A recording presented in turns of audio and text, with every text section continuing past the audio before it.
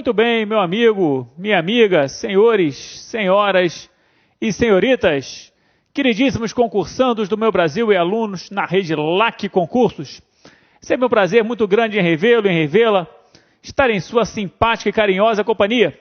E para mim, Cláudio Cardoso, um grande privilégio me sentir parte das suas preciosíssimas horas de estudo, nessa árdua, porém extremamente compensadora ao seu final, caminhada, maratona, que é a vida do concursando. Então, meus amigos, mais uma vez aqui reunidos para tratar da minha e cada vez mais sua também, queridíssima contabilidade geral. Então, dentro do nosso curso de contabilidade introdutória, chegou a hora de tratarmos de atos administrativos e fatos contábeis. Então, vamos diferenciar ato administrativo de fato contábil e vamos a uma classificação dos fatos contábeis, muitas vezes explorada em termos de prova. Feito isso, segundo objetivo da aula de hoje, trabalharmos em cima dos livros contábeis. Então vamos conhecer hoje os dois livros contábeis principais, o livro diário e o livro razão, onde é feita toda a escrituração contábil da companhia. Então vamos ver seus quesitos de obrigatoriedade, suas formalidades, maneiras de escrituração, erros de escrituração, fórmulas de lançamento. Então, uma aula com um conteúdo bastante interessante para a gente em termos de prova. Perfeito? Então sejam todos muito bem-vindos mais uma vez e vamos colocar mãos à obra, vamos ao nosso trabalho. Então olha só, meu povo, começamos a nossa aula de hoje falando de ato administrativo contra fato contábil. Nosso primeiro objetivo é diferenciar uma coisa da outra. Então, gente, ato administrativo, olha aqui comigo, ó. São os acontecimentos ocorridos na entidade que não afetam qualitativa ou quantitativamente o seu patrimônio. E por esse motivo, não são de escrituração obrigatória. Então, gente, um ato, um evento que acontece dentro da minha empresa, muitas vezes um evento significativo, importante, como veremos já já alguns exemplos, mas que não modifica o meu patrimônio de maneira qualitativa, não mudou a qualidade do meu patrimônio, ou quantitativa, não aumentou nem diminuiu a minha riqueza, não aumentou nem diminuiu o meu patrimônio. Ok? Ora, se o objetivo da contabilidade é controlar o patrimônio, é controlar então os fatos que alteram qualitativa e ou quantitativamente o nosso patrimônio, se esse ato administrativo não altera, ele não é de escrituração, de escrita, de registro de lançamento obrigatórios. Perfeito? Cláudio, se eu não vou escriturar, não vou fazer registro, não vou fazer débito e crédito, mas você comentou que esse ato administrativo, melhor dizendo, pode ser importante para a vida da minha empresa, não vai haver menção nenhuma em relação a ele? Pode haver, olha aqui, ó. Podem ser evidenciados em notas explicativas complementares às demonstrações contábeis. Então, no nosso terceiro módulo desse curso de contabilidade, então a gente começa com contabilidade introdutória, a gente vai para as operações contábeis e logo depois nós trabalhamos as demonstrações contábeis obrigatórias. Nesse terceiro módulo, então, nós vamos conhecer quais são as demonstrações contábeis obrigatórias, os relatórios sintéticos, né, que trazem, compilam os dados gerados na escrituração, e veremos que, juntamente com essas demonstrações, são publicadas notas explicativas, que, como o próprio nome diz, são notas de rodapé que vêm anexas às demonstrações, explicando circunstâncias que não são visíveis pela simples observação de uma demonstração contábil obrigatória. Perfeito? Então, ato administrativo pode ser divulgado em nota explicativa, já que não vai estar na demonstração, pois não foi escriturado. Perfeito? Cláudio, você pode me dar algum exemplo, ou alguns exemplos? Claro, olha aí. Admissão de funcionários. Contratou um empregado. Cláudio, isso modifica o patrimônio da empresa? Bom, a contratação do empregado, é claro que não. Mas, Cláudio, o empregado não é um ativo da empresa? Claro que não. A empresa não é dona do empregado. Perfeito? Então, o que vai modificar depois o meu patrimônio, qualitativa ou quantitativamente, no caso quantitativamente, é o pagamento do salário desse empregado. Agora, contratá-lo não modifica o meu patrimônio. O que mais, Cláudio? O envio de duplicatas para cobrança bancária. A empresa faz uma venda a prazo de mercadorias, entrega a mercadoria, mas ainda não recebeu. E ela, para garantir o seu crédito, ela emite um título de crédito denominado duplicata. Perfeito? Com relação à cobrança dessas duplicatas, a empresa tem duas possibilidades.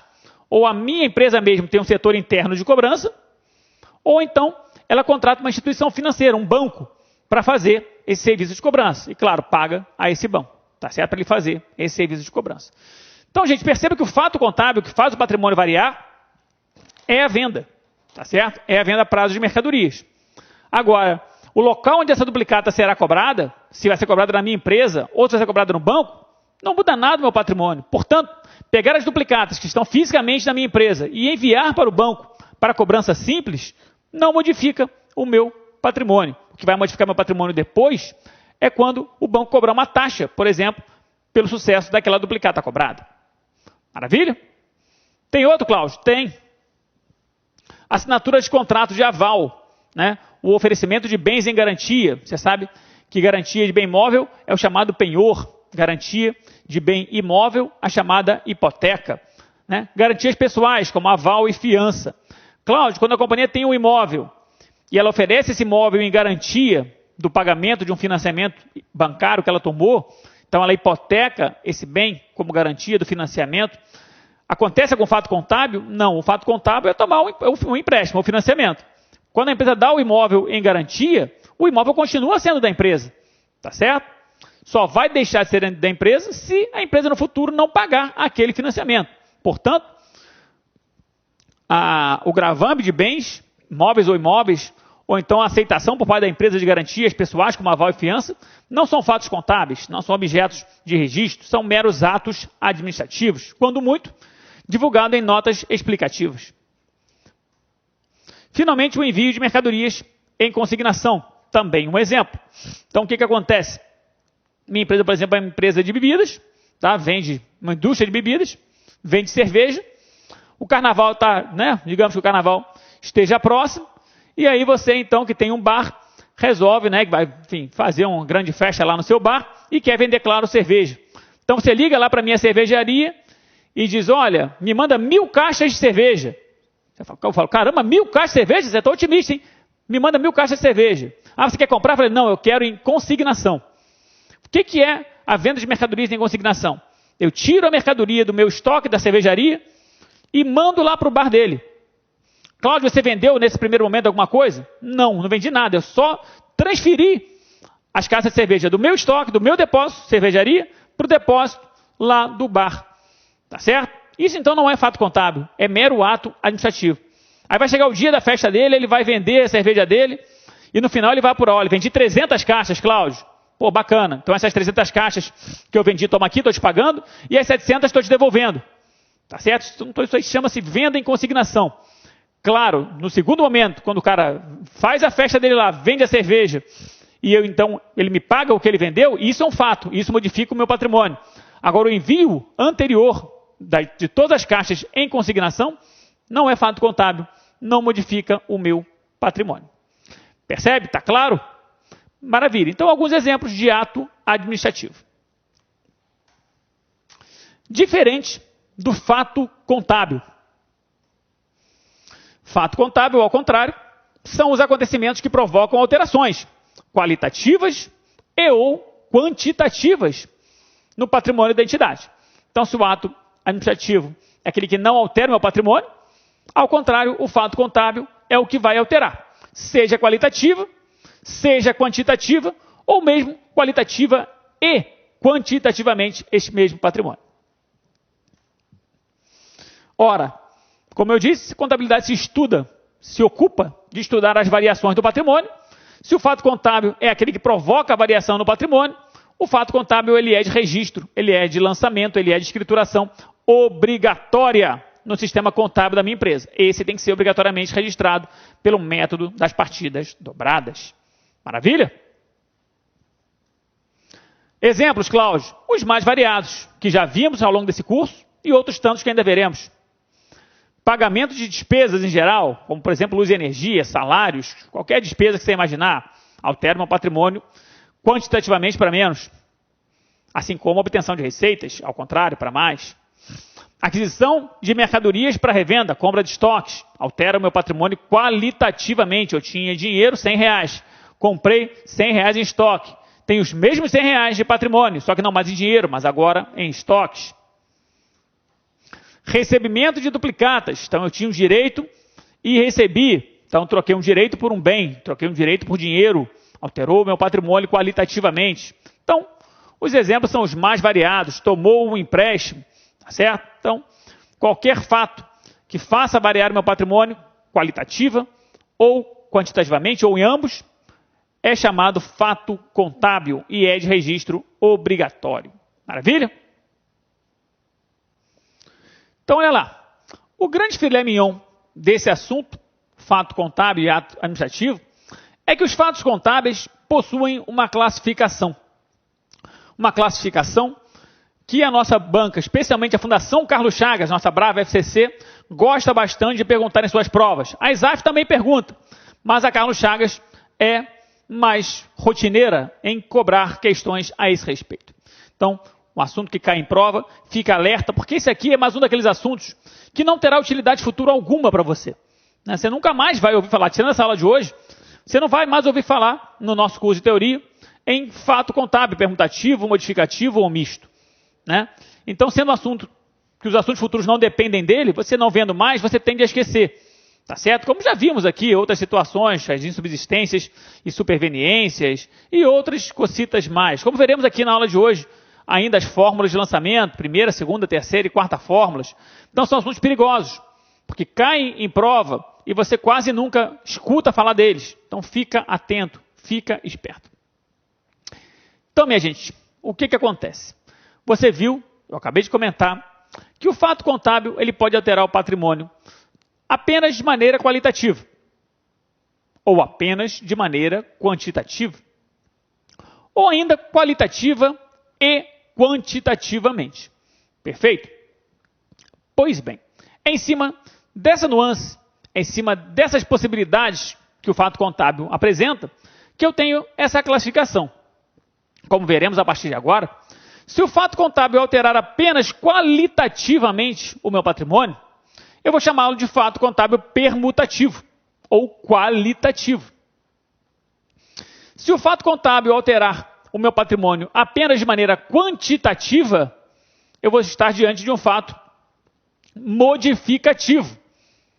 E como veremos, se ele vai alterar quantitativamente o nosso patrimônio, pode alterar para mais ou para menos. Então, se alterar para mais, modificativo, aumentativo. Se alterar para menos, modificativo, diminutivo. E, finalmente, nós comentamos que um fato contábil pode alterar o nosso patrimônio qualitativa e quantitativamente. Estaremos diante do chamado fato misto, perfeito? Que é o principal, inclusive, em termos de prova. E, novamente, se altera o patrimônio também quantitativamente, pode alterar para mais ou para menos. Se alterar para mais, misto, aumentativo. Se alterar para menos, misto, diminutivo. Perfeito? Então vamos agora, que já conhecemos a ideia central, abrir e debulhar cada uma dessas classificações e ver os principais exemplos. Olha só. Fato permutativo, também chamado de qualitativo. Como eu disse, é aquele que modifica apenas de maneira quantitativa o nosso patrimônio. Não me deixa nem mais rico, nem mais pobre. Você sabe que a riqueza da companhia é medida por seu patrimônio líquido, chamada riqueza própria, capital próprio, situação líquida ou patrimônio líquido. Então a gente pode definir fato permutativo como o quê? Fato permutativo é aquele que não altera o valor do patrimônio líquido. Então não altera o montante de riqueza que eu tenho, nem para mais, nem para menos. Pois representam apenas permutações entre elementos patrimoniais. Então, meras permutas patrimoniais. Perceba, gente, que nesse caso, incluem-se as alterações qualitativas do patrimônio líquido. O que você quer dizer com isso, Cláudio? Eu disse que o fato permutativo é aquele que não altera o valor do patrimônio líquido. Não aumenta nem diminui o total do patrimônio líquido. Cláudio, se eu tiver uma alteração qualitativa dentro do patrimônio líquido, então variou o patrimônio líquido internamente, mas seu valor final não variou. Esse fato ainda é permutativo? Ainda é permutativo. Você pode mostrar um exemplo? claro, já, olha só. Então, gente, seguinte, se receita é definida como variação positiva do patrimônio líquido, se despesa é definida como variação econômica negativa do patrimônio líquido, e eu agora estou diante de um fato que não altera o patrimônio líquido nem para mais nem para menos, eu não posso estar falando de receita e despesa. Maravilha?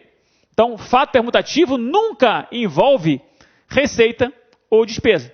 Encontrou um fato contábil para classificar. Tem receita, ele vai ser modificativo, aumentativo ou misto aumentativo. Mas permutativo nunca. Tem despesa, ele vai ser modificativo diminutivo ou misto diminutivo. Mas permutativo nunca. Perfeito? Bacana. Então, Cláudio, você pode me dar exemplos? Claro. Comprou mercadorias a prazo. Vamos lá, treinar. Primeiro lançamento da aula de hoje, vamos treinar a nossa sistemática mental de lançamento. Adquiriu mercadorias a prazo. Quais são as duas contas envolvidas, Cláudio? Bom, se ele comprou mercadorias, comprou estoques, a conta estoques está envolvida. Se é a prazo, ele assumiu uma obrigação, né? E obrigação por compra a prazo de mercadorias, você sabe que se registra numa conta famosa, conta fornecedores. Né? Muito bem, estoque é bem é ativo. Fornecedores é obrigação com terceiros, é conta de passivo. Muito bem, o ativo, devedor, o passivo, credor. Cláudio, eu não tinha estoques, agora tenho. Então eu quero aumentar. Cláudio, eu não tinha obrigação com fornecedores, agora tenho. Então eu também quero aumentar. Se trata então de aumentar uma conta de ativo, que é devedora, debitando então essa conta. Então débito na conta estoques. Se trata de aumentar o saldo de uma conta de passivo. O passivo é credor. Para aumentar saldo credor, eu credito. Então, crédito em fornecedores. Será que o lançamento é esse, Cláudio? Ah, olha que legal. Débito em estoques, ou débito em mercadorias, e crédito na conta fornecedores. Perceba que nesse lançamento, eu estou mexendo com a conta de ativo, a conta de mercadorias, que está aumentando de saldo. E estou mexendo com a conta fornecedores, conta de passivo exigível, que também está aumentando de saldo. Perceba que não tenho lançamentos que envolvam o patrimônio líquido. Logo, se não envolve o patrimônio líquido, não mexe no total do patrimônio líquido. Esse é um fato permutativo. Maravilha? Bacana. Constituição da reserva legal. Cláudio, o que é reserva legal? Quando a companhia apura lucro líquido no exercício, a companhia tem que fazer alguma coisa com aquele lucro. Alguns destinos desse lucro são obrigatórios, como, por exemplo, uma parte tem que ser distribuído para o acionista, na forma de dividendo mínimo obrigatório. Outra destinação do lucro líquido é reter, né, uma outra destinação obrigatória desse lucro líquido, é reter uma parte dele na minha empresa, como protetor, como guardião do capital da minha empresa, servindo como barreira, como escudo, para um eventual prejuízo. Podemos assim, né, no primeiro momento, muito embrionário, dizer, olha, eu vou guardar um pouquinho desse lucro aqui, porque se eu tiver um prejuízo no futuro, eu uso esse lucro para absorver, eu uso esse lucro para compensar esse prejuízo futuro. Essa destinação obrigatória de parte do lucro para servir como protetor do capital em caso de prejuízo futuro, chama-se reserva legal. E nós estudaremos isso, óbvio, com riqueza de detalhes no momento apropriado. Nesse momento, basta dizer o seguinte: você sabe que o lucro líquido do exercício, ele, após computado, nós já aprendemos a registrá-lo, ele entra no balanço patrimonial por meio da conta lucros acumulados.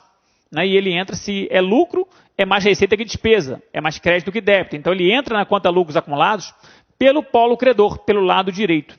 Se ele entra pelo lado direito, ele começa a ser destinado, ele começa a sair pelo lado esquerdo. Então começa a destinar o lucro debitando a conta lucros acumulados. E nesse caso, então, creditando a conta chamada reserva legal, que vai então registrar esse lucro retido com essa finalidade. Por que eu estou te mostrando esse lançamento? Para que você perceba que a conta lucros acumulados é uma conta de PL. E ao ser debitada, ocorre uma redução do PL.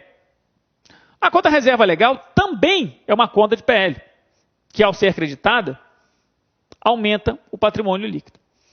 Então perceba aqui que eu tenho um lançamento que diminui o patrimônio líquido e aumenta o patrimônio líquido no mesmo valor. Então, Cláudio, o total do PL, o valor final do patrimônio líquido variou? Não. O que variou foi a composição interna desse patrimônio líquido. Então, gente, lembrando que fato permutativo é aquele que não altera o total, o valor do PL, esse fato é permutativo. Combinado? Todos juntos? Maravilha. Então está aí, o PL varia qualitativamente, mas seu valor não é alterado. Muito bem. Se vimos que o fato contábil pode alterar qualitativamente, já estudamos, ou quantitativamente, vamos agora falar dessa alteração quantitativa. Vamos falar de fatos que aumentam ou diminuem a riqueza da companhia, aumentam ou diminuem o valor, o total do patrimônio líquido. São chamados fatos modificativos. Maravilha? Vamos começar então por aqueles que diminuem, chamados fatos modificativos diminutivos. Olha só. São aqueles, como eu disse, que alteram quantitativamente o patrimônio líquido, reduzindo-o. Então é o fato que vai provocar redução no valor do patrimônio líquido. Normalmente, mas não necessariamente, estão ligados ao reconhecimento de uma despesa. Então você sabe que despesa, por definição, é a variação econômica negativa do patrimônio líquido. Acabou de ler que fato modificativo diminutivo é aquele que diminui o meu patrimônio líquido. Juntando uma definição com outra, você vai pensar, então, Cláudio, é um fato que está ligado ao reconhecimento de uma despesa. Normalmente é isso que acontece. Mas cuidado com essas verdades absolutas. Eu disse normalmente, mas não necessariamente. Por quê? Como veremos aqui nos nossos exemplos, eu posso ter fatos modificativos diminutivos que não envolvem despesa. Eu posso diminuir o meu patrimônio líquido sem reconhecer uma despesa. Veremos. E outra, daqui a pouquinho veremos que, mesmo tendo uma despesa, eu posso não ter um fato modificativo diminutivo, mas um fato misto diminutivo. Tá? Então, cuidado com essa coisa, né? Com essas regras que às vezes algumas pessoas sopram para você. Tem despesa, modificativo diminutivo. Não é bem assim. Tá? Muito embora normalmente seja. Olha só. Então, o caso clássico.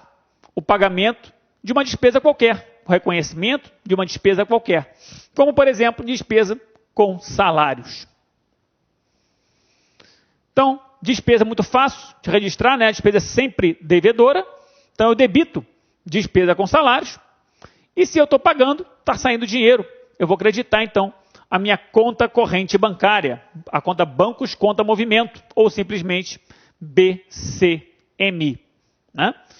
Pois bem, ao debitar a despesa, você sabe que a despesa, embora não apareça no PL, o resultado final da apuração do resultado vai para o PL. Então, ela é considerada uma variação econômica negativa do PL. Ela reduz o meu patrimônio líquido em última análise. Ao creditar a conta bancos, também estou diminuindo o saldo de uma conta de ativo. Estou, portanto, reduzindo o total deste grupo. Perceba, então, que olhando apenas para o patrimônio líquido, eu tenho um lançamento, olha lá em vermelho, que o reduz. Né? Então, estamos diante de um fato modificativo diminutivo. Cláudio, você falou ainda agorinha que apurado o lucro, né, uma parte dele tem que ser distribuído na forma de dividendos aos acionistas. É a remuneração do capital próprio, né? A remuneração do acionista, que colocou lá o seu dinheiro particular e quer receber algo em troca. E se algo em troca é o dividendo ou são os juros sobre o capital próprio. Por enquanto, vamos ficar com a questão dos dividendos, que é mais corriqueira, mais fácil para a gente trabalhar. Então, quando a companhia propõe dividendos, ela faz o quê? Ela debita contra lucros acumulados. Então, eu disse ainda agorinha mesmo, que quando a companhia apura lucro, esse lucro entra no PL pela conta lucros acumulados. Ele é registrado no PL, na conta lucros acumulados, em seu polo credor. E quando ele começa a sair, quando ele começa a ser destinado, ele é destinado pelo outro lado, pelo polo devedor. Então eu debito lucros acumulados e credito dividendos a pagar.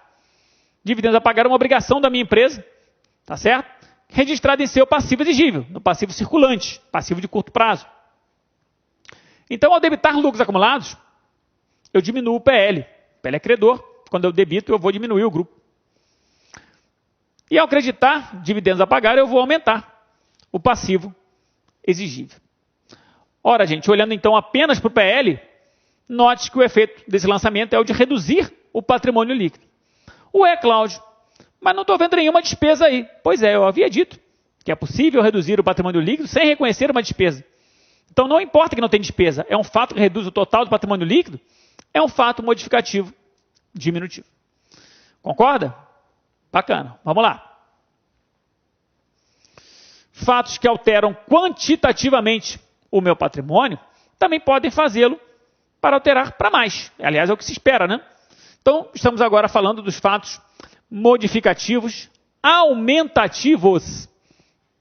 Então, contrário ao anterior, são aqueles que alteram quantitativamente o nosso PL, porém agora aumentando-o normalmente, mas não necessariamente, estão ligados ao reconhecimento de uma receita. Né? Então, novamente, aquela mesma história. Alguém sopra para você. Ah, se tiver receita no lançamento, é modificativo aumentativo. Cuidado, porque eu posso negar essa afirmação de duas maneiras. Tá certo? Eu posso ter um fato modificativo aumentativo que não tem uma receita? Posso. Veremos aqui. E outra, um fato que tem uma receita é necessariamente modificativo aumentativo? Não. Pode ser misto aumentativo também. Só não pode ser permutativo, mas misto pode. Né? Então, muito embora o comum, ao encontrar uma receita no lançamento, né, caracterizar esse lançamento como fato modificativo aumentativo, cuidado com algumas situações. Ok? Então, primeiro o caso clássico, o caso de uma receita. A companhia vendeu mercadorias à vista. Então, entregou a mercadoria e já recebeu. Então, recebeu uma receita decorrente de vendas. Recebeu o dinheiro, digamos que dinheiro vivo em espécie, debitou a conta que registra o dinheiro em espécie, a conta caixa. Então, eu quero aumentar o saldo do caixa. O caixa é um bem, é um ativo, devedor, para aumentar o débito. E a receita é sempre creditada, né? Então, crédito em receita de vendas. Cláudio, que negócio aí, que notação é essa que você está utilizando aí, né? Você até então tinha me ensinado essa questão do lançamento a débito e a crédito, utilizando os razonetes, utilizando as contas T, né? Lançamento a débito do lado esquerdo, lançamento a crédito do lado direito. Agora você está utilizando aí uma outra notação, uma notação em que você coloca primeiro a conta que você está chamando de debitada e depois a conta chamada de creditada, e a conta creditada sempre precedida da partículazinha, da letrinha A. O que é isso aí? Isso aqui é chamada escrita manual. Na nossa aula de hoje, daqui a pouquinho, vamos falar a respeito da escrituração no livro diário. E veremos que ao escriturar o livro diário, a notação que nós utilizamos é essa aqui. Eu não abro razonete conta T no livro diário. Eu faço lançamentos com esse perfil aqui. Né? Então, já adiantando um pouquinho do que virá pela frente nessa nossa aula de hoje, a gente coloca primeiro a conta debitada, ou as contas debitadas, e depois as contas creditadas, ou a conta creditada, sendo que essa última, a conta creditada, ou algumas contas creditadas, vêm precedidas da palavrinha, da letrinha A. Então, nós vamos ler aqui, caixa deve a receita de vendas. Entenda-se, caixa a débito, receita de vendas a crédito. Beleza? Ah, Cláudio, estava vendo isso aí, não estava entendendo nada. Pois é, então já vamos aqui adiantando para você poder entender. Então, olha aqui, ó, debitou caixa, está lá, aumentou o nosso ativo. Receita sempre credora. Receita pertence ao patrimônio líquido, aumenta o patrimônio líquido. Então, é um lançamento que aumenta o bravo PL. Concorda? Maravilha, Cláudio. Agora, olha só que interessante. Um lançamento de integralização de capital. O sócio colocando capital na minha empresa. Quando o sócio coloca capital na minha empresa, nós, digamos em dinheiro, né, entrou dinheiro na minha empresa, eu vou debitar novamente quem? O caixa. E vou creditar o capital social. Se havia um capital a realizar, se havia um capital a integralizar, eu vou creditar a conta capital a realizar. Né? Se o sócio está subscrevendo e no mesmo momento integralizando, eu vou creditar direto a conta capital social. Mas seja um caso, seja outro, perceba o seguinte, ao debitar caixa, eu aumento o ativo. E ao creditar o capital social, eu aumento o patrimônio líquido. Engraçado, Cláudio, eu tenho aqui então um lançamento que olhando apenas para o PL, ele aumenta o valor, o total do patrimônio líquido. Digo, mas não tem receita. Digo, Mas então, Cláudio, esse fato aí ele é modificativo, aumentativo? Aumentou o total do PL, não foi? Então, está caracterizado. Maravilha? Muito bem. Finalmente, para terminar esse primeiro objetivo da aula de hoje, chegamos aos fatos mistos. Nós dissemos aqui que um fato pode alterar apenas qualitativa, e aí chamamos de permutativo, ou apenas quantitativamente, quando chamamos de modificativos, aumentativos ou diminutivos. Mas pela própria definição de fato contábil, você leu lá, né? É aquele que altera qualitativa e ou quantitativamente o patrimônio. Então, fixando-se no E, um fato pode alterar qualitativa e quantitativamente o patrimônio ao mesmo tempo. E aí estaremos diante do fato chamado fato misto, que se vai alterar também quantitativamente, pode alterar para menos ou alterar para mais. Então, misto diminutivo ou misto aumentativo. Então, olha só. São aqueles que produzem ao mesmo tempo uma permutação, uma modificação qualitativa e uma redução, né? Então uma modificação quantitativa para menos no patrimônio líquido da minha empresa. Eu costumo dizer, gente, que um fato misto é um fato que nasce permutativo. Ele era para ser mera permuta patrimonial. Mas no meio do caminho acontece alguma coisa que vai provocar uma redução na minha riqueza. Você quer ver o que eu quero dizer com isso? Olha só. Recebeu uma duplicata no valor de R$500 com desconto de 10%. Então eu tinha um direito, tinha duplicatas a receber, recebi. Perceba o seguinte, quando eu recebo, eu debito o caixa. Perfeito? Eu coloco o dinheiro dentro da minha empresa. Eu tinha o direito, um ativo, duplicatas a receber. Então, também uma conta com natureza devedora. Quando eu recebo, eu quero diminuir aquele direito. Maravilha? Para diminuir o saldo devedor, eu acredito. Então, está aqui o débito na conta caixa e o crédito na conta duplicatas a receber. Perceba que se não tivesse havido desconto, eu teria debitado o caixa, aumentando o meu ativo. E teria acreditado duplicatas a receber, diminuindo o meu ativo no mesmo valor, R$500. E eu teria recebido não 450, mas 500. Então perceba que nessa hipótese, nessa premissa, eu só teria um lançamento envolvendo o ativo. Diminuindo o ativo de um lado, aumentando o ativo do outro pelo mesmo valor. Seria um fato permutativo. Perfeito? Mas é como eu disse, no meio do caminho aconteceu alguma coisa. O que é essa alguma coisa? A minha empresa concedeu um desconto de 10%. Então note que eu não recebi 500, eu recebi apenas 450. Então esses R$50, né, foram um sacrifício que eu assumi para receber isso aí, por exemplo, antecipadamente. Então é um sacrifício, é uma despesa chamada descontos concedidos. E se é uma despesa, reduz o patrimônio líquido. Então o que era mera permuta patrimonial, agora está trazendo uma redução, tá certo? Então isso aqui é um fato misto diminutivo.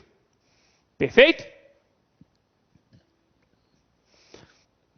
Situação que também envolve duplicadas, porém agora do ponto de vista contrário. Sou eu pagando. Pagamento de uma duplicata no valor de R$500. Só que agora no lugar de receber e dar desconto, ao contrário, eu paguei, digamos que eu tenha pago atrasado, e o cara me cobrou juros de 10%. Então esse é o fato. Olha aqui, ó. Mais uma vez, um fato que nasce permutativo, mas no meio do caminho acontece alguma coisa. Se eu não tivesse pago atrasado, para pagar uma obrigação, uma duplicata, eu teria debitado a conta duplicatas a pagar, ou a conta fornecedores. Perfeito? É uma conta de passivo, credora, né? Se eu estou pagando essa duplicata, eu estou quitando minha obrigação, eu quero diminuí-la. Então vou debitar, vou diminuir, debitando fornecedores ou duplicatas a pagar. E se eu paguei, saiu o dinheiro. Maravilha? Então não tivesse eu pago atrasado, eu teria debitado fornecedores em 500, diminuindo meu passivo exigível. E teria acreditado o caixa também em 500, diminuindo meu ativo. Tá certo? Então, só teria eu mexido com o passivo exigível e com o ativo, não teria, portanto, nenhuma implicação em termos de PL, isso seria um fato apenas permutativo. Mas no meio do caminho, como eu disse, aconteceu alguma coisa, né? o quê? Eu me atrasei no pagamento e o cara me cobrou juros. Então, no lugar de pagar apenas 500, que era a minha obrigação original, eu paguei 550. Então, eu fiz um sacrifício adicional. Então, eu estou diante de uma despesa com juros, ou juros passivos. Então, o que era mera permuta, acabou reduzindo o meu patrimônio líquido. Olha lá. Percebeu? Muito bem. E, finalmente, chega a vez dos mistos aumentativos. Então, a definição dos diminutivos já ajudou. Eu estou diante, então, de um fato que altera qualitativa e quantitativamente o meu patrimônio para mais. Então, são aqueles que produzem, ao mesmo tempo, uma permuta e um aumento no patrimônio líquido. Então, mais uma vez, eu gosto de dizer que ele é um fato que nasce permutativo, ele era para ser permutativo, mas no meio do caminho aconteceu alguma coisa que fez com que eu aumentasse a minha riqueza, aumentasse o meu patrimônio líquido. Ok? Então, olha só. Eu paguei uma duplicata de R$500 e obtive um desconto de 10%. Digamos que eu tenha pago antecipadamente. Então, olha só. Eu quitei a duplicata no valor de 500. Tá certo? Ou fornecedores ou duplicatas a pagar. Então, eu quero reduzir uma obrigação, já que eu estou pagando. Então, obrigação conta credora. Se eu quero diminuir, eu vou debitá-la. Então, o débito na conta fornecedores. Se eu paguei, tá certo? Eu vou creditar a conta caixa. Maravilha. Então, tivesse eu pago o valor estipulado, não tivesse eu antecipado o pagamento, o cara não tivesse me dado desconto nenhum, vou então debitar a conta fornecedores e com isso diminuir o passivo exigível. Tivesse então eu pago o valor correto, ao creditar a conta caixa, eu também teria diminuído o meu ativo, ambos em R$500. Maravilha? Então, não teria conta de pele envolvida, seria esse um fato permutativo. Porém, aconteceu alguma coisa no meio do caminho. Por exemplo, eu paguei antecipadamente, o cara me deu um desconto, certo? Um desconto condicional, como aprenderemos no futuro. Então, no lugar de pagar 500, eu paguei apenas 450. Opa, isso aumenta a minha riqueza. Isso aqui, a conta de descontos obtidos, é uma conta de receita, tá certo? Muito bem. Então, minha gente, o que era mera permuta, acabou me trazendo um aumento patrimonial quantitativo. Então, fato misto aumentativo. Maravilha? Finalmente, o último exemplo. Eu recebendo uma duplicata no valor de R$500, com juros de 10%, porque, por exemplo, o cara me pagou atrasado. Então, novamente, quando eu recebo uma duplicata, o dinheiro entra. Então, eu vou debitar a conta caixa ou a conta bancos para aumentar o saldo dessas contas, que são contas de ativo. Então, tem débito, tem caixa. Por exemplo, como eu estou recebendo o direito, eu tenho que dar baixa daquele direito. Se é um direito, é um ativo, também é uma conta com saldo devedor. Se eu quero diminuir, eu tenho que creditá-la. Então, eu vou creditar a conta clientes ou a conta duplicatas a receber. Não tivesse havido atraso, não tivesse eu cobrado juros, teria feito esse lançamento com o mesmo valor, né? Recebido 500 e não 550 e assim aumentado o meu ativo. E dado baixa do direito nos mesmos 500, diminuindo o meu ativo. Então, o lançamento apenas envolveria o ativo, não teria PL algum envolvido, isso aqui seria um fato permutativo. Mas algo aconteceu no caminho. O cara me pagou atrasado. E assim, eu cobrei dele juros. Então, perceba que eu não recebi 500. Eu recebi mais do que eu tinha a receber. Eu recebi 550. E assim, fiquei mais rico. Aumenta a minha riqueza patrimonial. Eu tenho, então, uma receita. Receita de juros.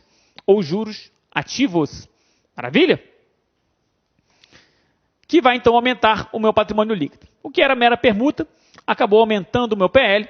Estamos diante de um fato misto aumentativo. Concorda? Confere. Todos juntos? Maravilha. Então, gente, isso fecha o primeiro objetivo dessa nossa aula de hoje.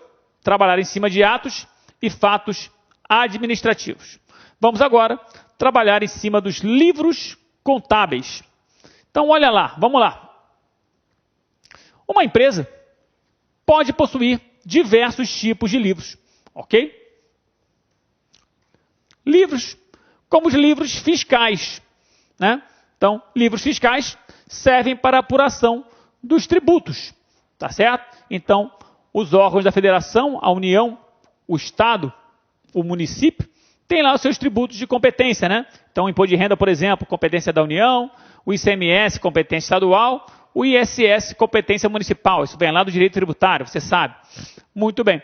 Então, os fiscos, federal, estadual ou municipal, visando auxiliar na apuração do valor do tributo e permitir a conferência posterior do agente fiscal, institui livros fiscais, livros onde o contribuinte, onde a empresa registra os fatos contábeis, apura o imposto e paga.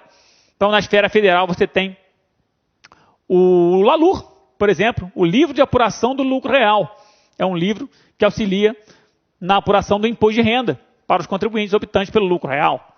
Na esfera estadual, por ICMS, você tem, por exemplo, o livro de inventário, né? O inventário de mercadorias, para controle da circulação de mercadorias.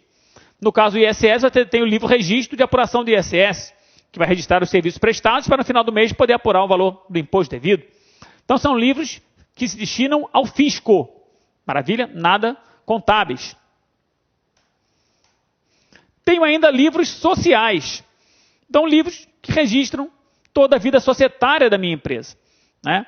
Então, quando a minha empresa faz, por exemplo, assembleias, né, reúnem-se os acionistas para discutir assuntos importantes, aprovar contas, assembleias gerais, ordinárias ou extraordinárias, dessas assembleias são lavradas atas, tá certo? De tudo que aconteceu, e essas atas são transcritas num livro, chamado livro Ata de Assembleia Geral, né? É igualzinho ao seu condomínio, não tem lá as atas de assembleia? Mesma coisa. A companhia, a sociedade por ações, então tem lá seus acionistas.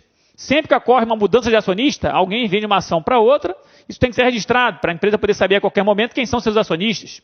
Então tem lá o livro registro de transferência de ações nominativas. Então são livros que registram a vida social, societária da minha empresa.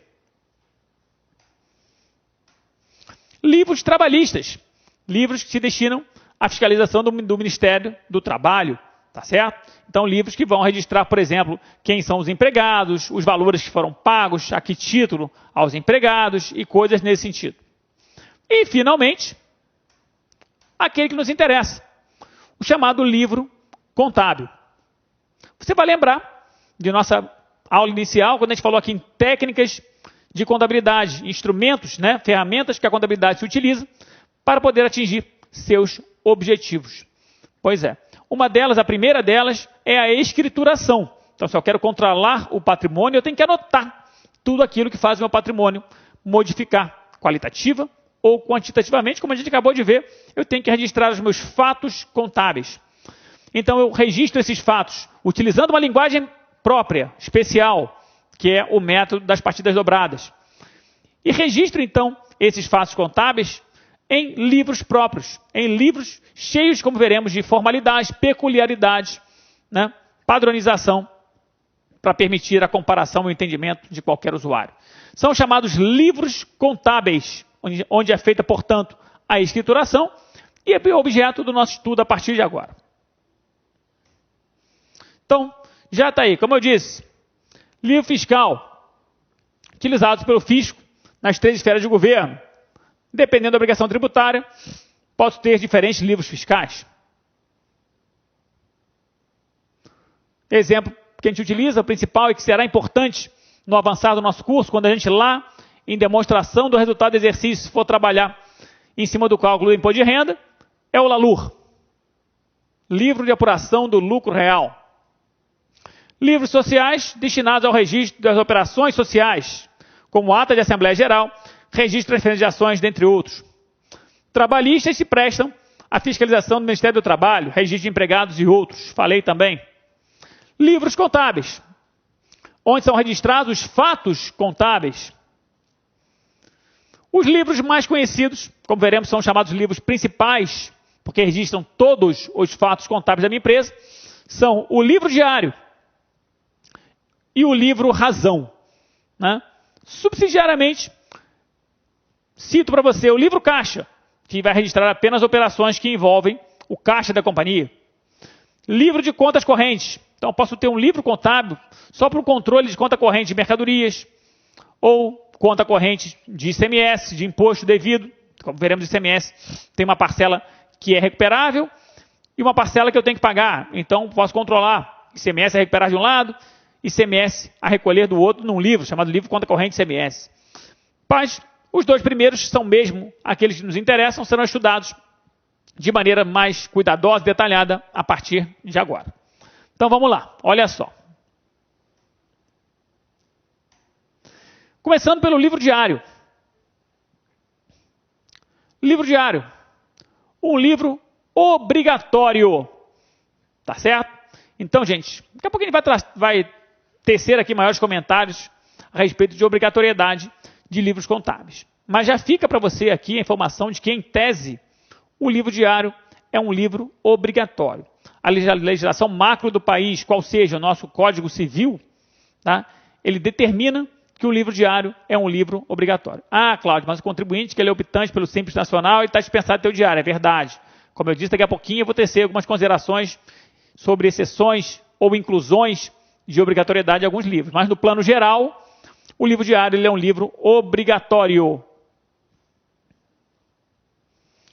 Ele é chamado também de livro principal. Principal por quê, Cláudio? Principal porque registra todos os fatos contábeis ocorridos na vida de uma empresa. Então, o livro que registra todo o fato contábil é chamado livro principal. Como veremos, é o caso do diário, também é o caso do livro razão.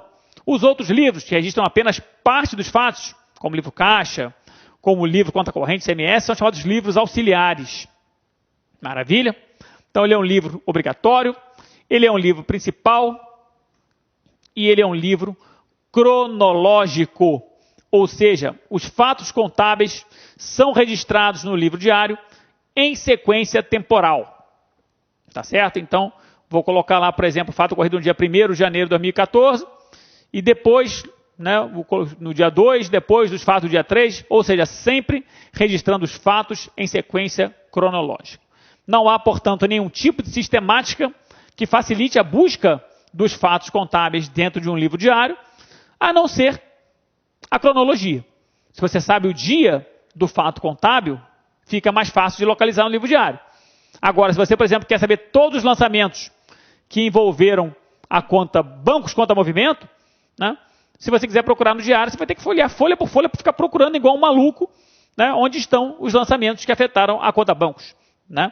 Graças a Deus, graças à inteligência humana também, existe um outro livro principal, que ao contrário do diário, que é cronológico, ele é um livro sistemático, onde cada vez que eu mexo no diário, cronologicamente, eu também vou nesse outro livro, onde eu tenho uma página para cada conta. Né? Esse é o chamado livro razão, que nós estudaremos já mais no final da nossa aula. Então, cada registro no diário, cronológico, corresponde um registro no razão, na página daquela conta. Então, tem duas finalidades distintas. Cláudio, quero fazer um estudo dos fatos por dia, vai no diário. Cláudio, quero saber a movimentação de uma conta específica, vai no razão. Beleza? Então tá bom. Por enquanto ficamos no diário. Livro obrigatório, livro principal, livro cronológico. Maravilha? Bacana. Vamos então tecer maiores comentários com relação a essa questão da obrigatoriedade do livro diário. Isso aqui é uma questão complexa em termos de prova. Por quê? Pela legislação comercial, pelo Código Comercial, pelo novo Código Civil. Ele é o único livro contábil obrigatório. Então, cuidado, porque daqui a pouquinho a gente vai falar aqui de outras possibilidades, vai falar, por exemplo, que contribuintes optantes pelo lucro real, uma maneira mais complexa de tributação imposta pelo fisco, o cara é obrigado a ter o livro diário e o livro razão. Né? Eu já falei aqui na aula de hoje que os dois livros principais que registram todos os fatos contábeis são o diário e o razão. Então o candidato tende a achar que o diário e o razão são obrigatórios. Tá? Mas pela legislação comercial, gente, o único livro contábil obrigatório é o diário. O razão não é. Tá? E às vezes cai questão de prova. São livros contábeis obrigatórios. O enunciado é assim vago. O cara não quer saber, não diz no enunciado sobre que enfoque. Se é de acordo com o fisco, se é pela contabilidade. Ele faz a pergunta de maneira vaga. Né? E quando a pergunta vier assim, de maneira vaga, ele quer saber em relação à legislação comercial, a legislação nacional, que é o Código Comercial e o novo Código Civil. E aí vai ter uma alternativa apenas do livro diário, outra alternativa diário e razão. E você vai marcar que o único livro obrigatório é o livro diário. Maravilha? Bacana. Agora, esquecendo o Código Civil, esquecendo o Código Comercial, fechando na contabilidade. Resolução CFC, Conselho Federal de Contabilidade, 563 de 1983. O diário também é um livro obrigatório. Olha aqui, ele é obrigatório, junto com o livro Razão. Então, para a contabilidade, pelo Conselho Federal de Contabilidade, o Razão também é obrigatório, assim como o diário. Mas, repito, você só vai marcar numa alternativa de prova que diário e razão são obrigatórios se o enunciado for específico. Se o cara disser assim, de acordo com a resolução CFC 563-83, quais são os livros obrigatórios? Aí você vai dizer diário e razão. Se for vago, quais são os obrigatórios? Apenas o diário. Já falei isso aqui. Beleza?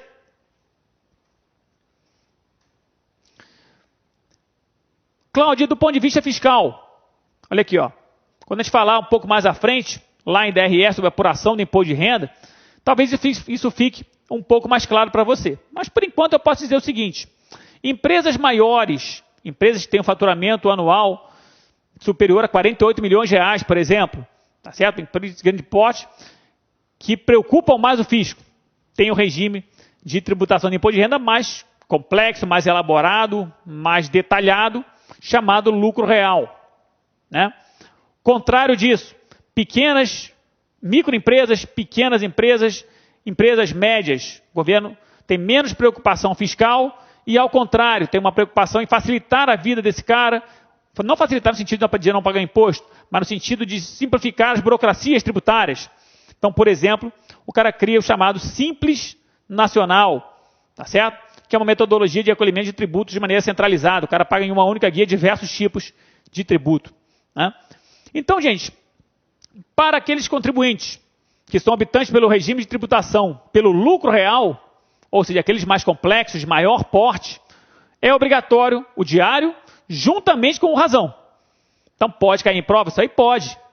Enunciado. Para contribuintes optantes pelo lucro real, são livros obrigatórios, diário e razão. Maravilha? Contrário disso, os optantes pelo lucro presumido, digamos assim, uma opção intermediária, ou pelo Simples Nacional, as micro e pequenas empresas, nem o diário é obrigatório. Então não tem diário, não tem razão, apenas o livro caixa seria obrigatório. Pode cair em prova? Pode. São livros contábeis obrigatórios para contribuintes optantes pelo Simples Nacional. Diário? Não. Razão? Não. Apenas o livro caixa. Então a gente perceba que depende muito do enunciado. Eu costumo dizer, depende de quem pergunta, sobre que enfoque querem que eu responda. Mas o importante é, se o enunciado for vago, a sua resposta é apenas o livro diário. Ok? Maravilha? Todos juntos? Show de bola. Então vamos lá. Então, Cláudio, você estava falando ainda agora ali em fatos contábeis, começou a colocar ali uma anotação com contas, aí vinha aquela partículazinha A, valor acreditado, conta acreditada, né, você deu ali uma palhinha, mas o que é aquilo então em verdade? Então eu disse lá naquele momento, aquilo ali nada mais é do que um registro manual efetuado num livro diário. Vamos ver agora então aqui com mais detalhes essa questão, olha só. Elementos essenciais de um lançamento contábil efetuado no livro diário. O que tem que ter no lançamento? Tem que ter o local e a data em que aconteceu o fato. Rio de Janeiro, 20 de outubro de 2014. A conta debitada, ou as contas debitadas. A conta creditada, ou as contas creditadas. Como veremos também na aula de hoje, eu posso ter mais de uma conta débito, mais de uma conta crédito, sem problema nenhum. E, finalmente, o histórico. Uma descrição sucinta, tá certo? Que descreva aquele fato contábil. O que aquele lançamento contábil simboliza, tá certo? Que tipo de fato aconteceu. Finalmente, o valor, tá certo? Qual é o valor do movimento daquele fato e das contas envolvidas. Cláudio, olha aqui um exemplo de lançamento no livro diário. Claro que o livro diário não tem corizinhas de coisas parecidas, tá certo? Isso aqui é só para facilitar você identificar os diferentes elementos. Então, olha aqui, ó. Local e data.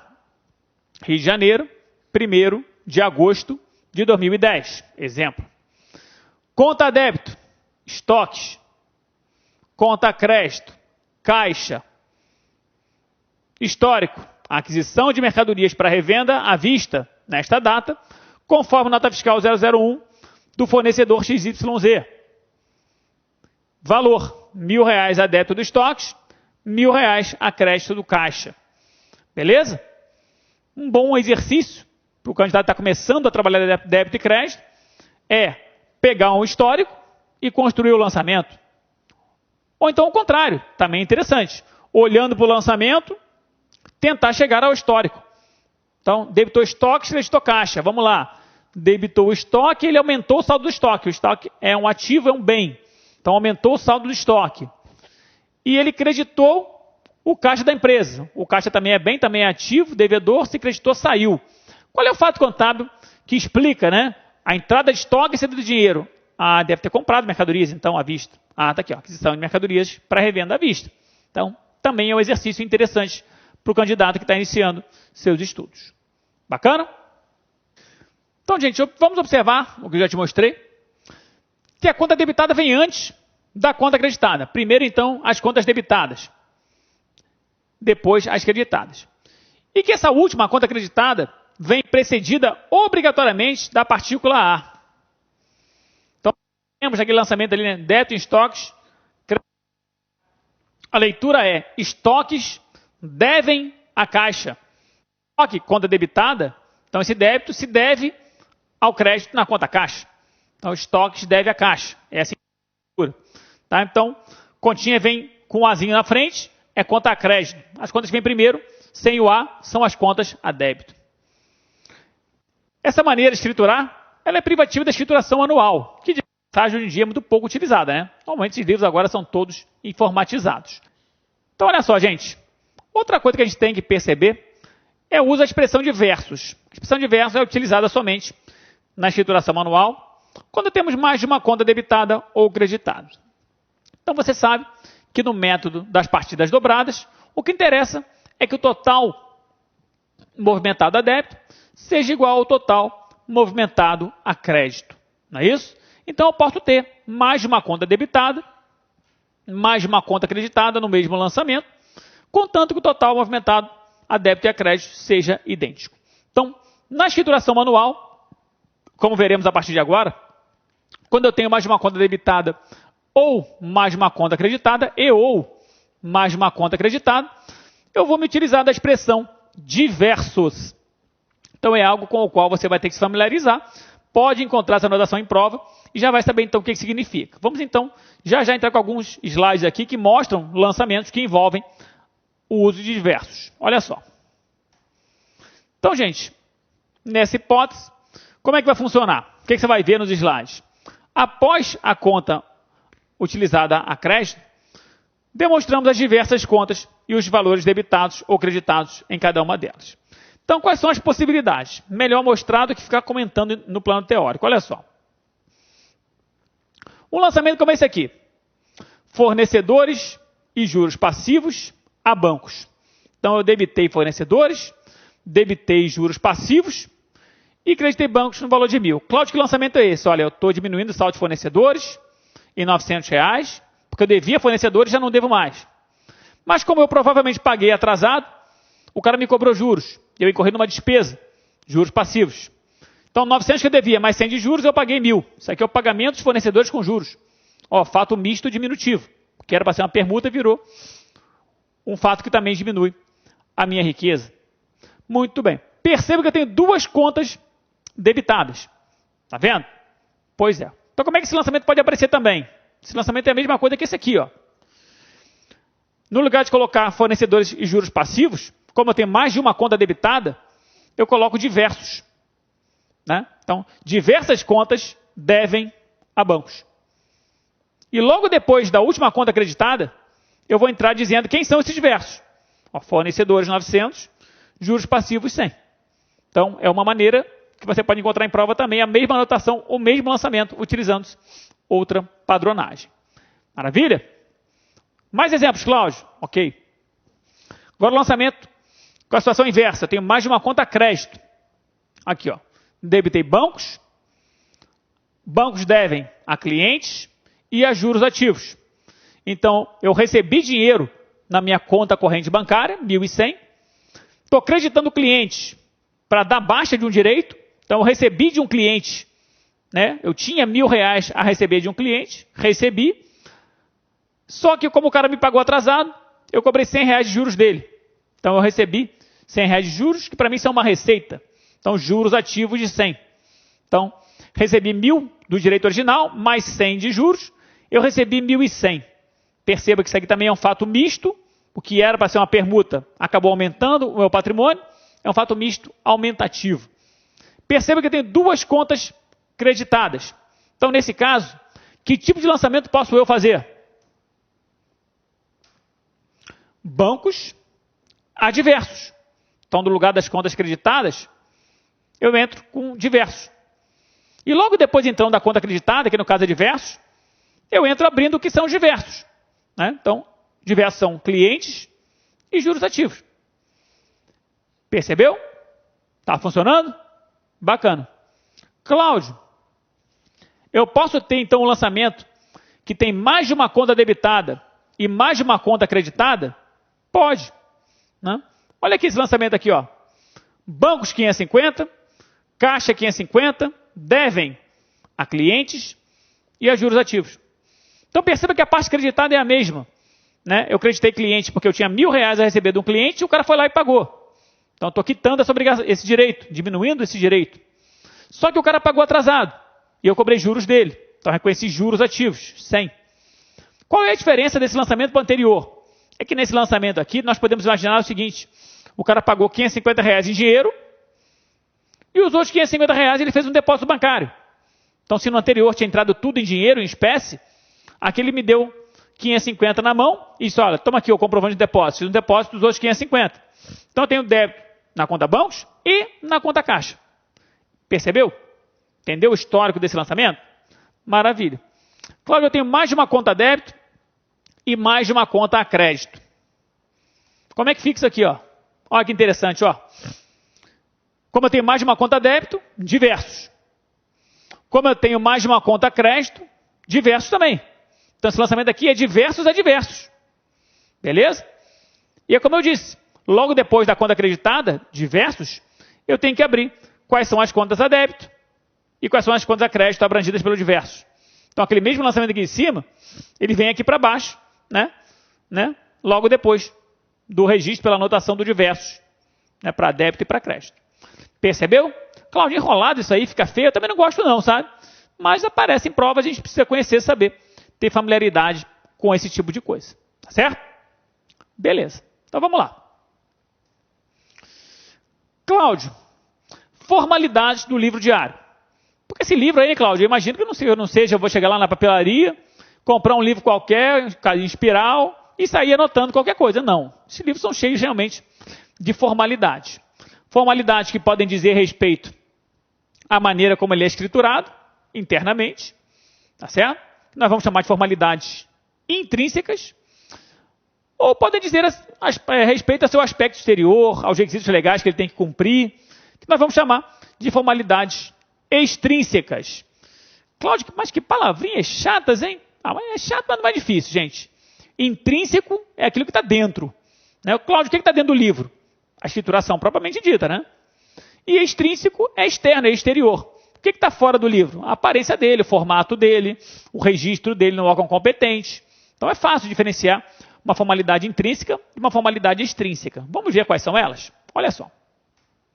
Formalidades extrínsecas, externas, exteriores ao livro. Estão ligadas a seu aspecto exterior e aos requisitos legais que devem ser observados. Então, o livro diário deve ser encadernado. Não podem, portanto, ser folhas soltas. Cadê seu diário? Chega o fiscal na empresa. Cadê seu diário? Ah, está aqui, ó. O cara vem com uma pilha de folhas soltas. Como é que você vê que aquelas folhas, tá certo? Ele não trocou uma folha pela outra, não sumiu com uma folha. O livro tem que ser encadernado. Suas folhas devem ser numeradas. Então você já deve ter visto, né? Livros com esse tipo de formalidade. As folhas são todas numeradas. Por que é isso? Para que qualquer pessoa consiga constatar se alguém arrancar uma folha. Então, primeiro vem a folha 1, depois a 2, a 3, a 4, a 5 e assim sucessivamente. Se o fiscal bate na empresa e o cara não quer mostrar um lançamento qualquer, ele pensa, já sei, vou arrancar a folha do livro aqui para o cara não ver. Aí o fiscal chega lá, está aqui a página 90, pulou para a página 92. Opa, cadê a 91? Então, as folhas têm que ser numeradas. Deve ser autenticado, registrado na Junta Comercial do Estado, se for uma empresa mercantil, ou no registro civil das pessoas jurídicas, se for uma empresa civil, uma prestadora de serviço. Gente, o procedimento de autenticação no órgão competente dá unicidade àquele livro, garante que aquele livro é único. Então, quando o fiscal chegar lá, ou alguém quer ver aquele livro chegar lá, o cara vai saber o seguinte, cadê o livro autenticado? Ah, está aqui o livro autenticado. Né? O registro civil ou a junta comercial só autentica um livro daquela empresa daquele ano. Tá certo? Então, eu quero o livro que tem um carimbo da junta, que é aquele que foi autenticado, é aquele que está valendo. Porque se não existisse isso, né, gente, o cara podia ter 3 diários. Tem o diário de verdade, que interessa a ele, tem o diário que ele apresenta para o fisco, tem o diário que ele apresenta para os acionistas. Ué, o cara podia ter vários diários. Não, eu só quero um diário. É aquele que a junta registrou. E tem que ser autenticado. Ele deve conter também termos de abertura e de encerramento. Então, nesses termos vão, por exemplo, a assinatura dos responsáveis técnicos, os contadores que fazem, e operacionais, os administradores da empresa. Então, esses livros têm número de ordem, esses livros caracterizam quem é a empresa responsável, quem são as pessoas que estão assinando. Tudo isso vai no termo de abertura e no termo de encerramento. Então, formalidades extrínsecas, exteriores ao livro. E as intrínsecas, Cláudio? Intrínseco é interno. E o que tem dentro do livro, Cláudio? A escrituração. Então, dizem respeito à maneira como eu devo escriturar. Olha só. Sua escrituração deve seguir uma ordem cronológica. Bom, isso é uma das características centrais do diário. A gente viu aqui, né? Diário obrigatório, principal e cronológico. Então, seguir uma cronologia é uma formalidade. Não deve haver rasuras, borrões, sinais, linhas ou folhas em branco, entrelinhas, etc. Então, daqui a pouquinho, a gente vai aprender quais são os possíveis erros de escrituração que podem ser cometidos.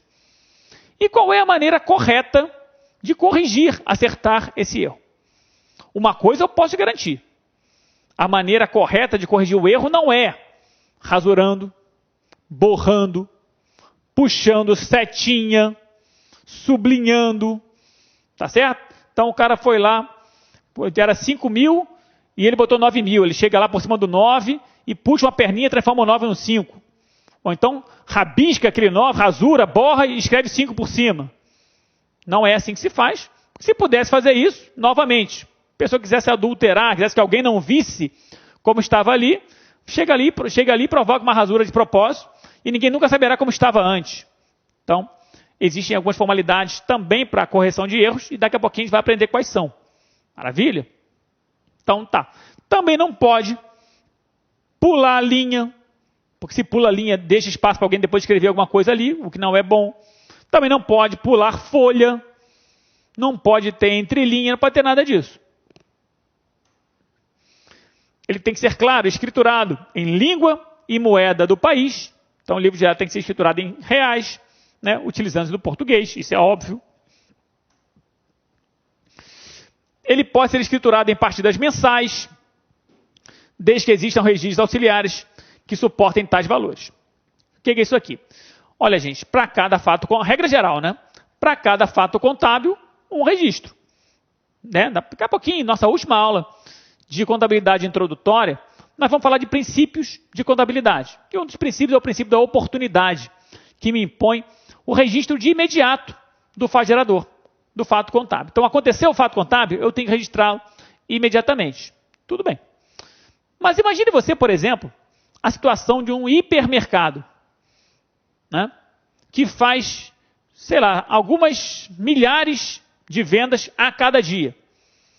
Será que esse hipermercado vai fazer um fato contábil, um registro diário para cada cliente que passa aquela caixa registradora dele, do mercado?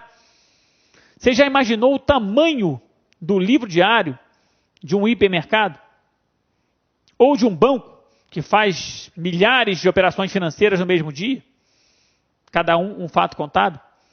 Então, gente, admite-se a escrituração em partidas mensais. O cara pode pegar todo o movimento de vendas do mercado e fazer um único registro mensal no livro diário. Isso pode.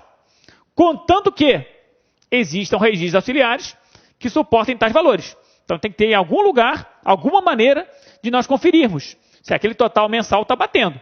Então o cara tem que guardar os cupons, tem que ter um sistema auxiliar paralelo, nem que seja informatizado, que me permita saber como é que ele chegou àquele valor.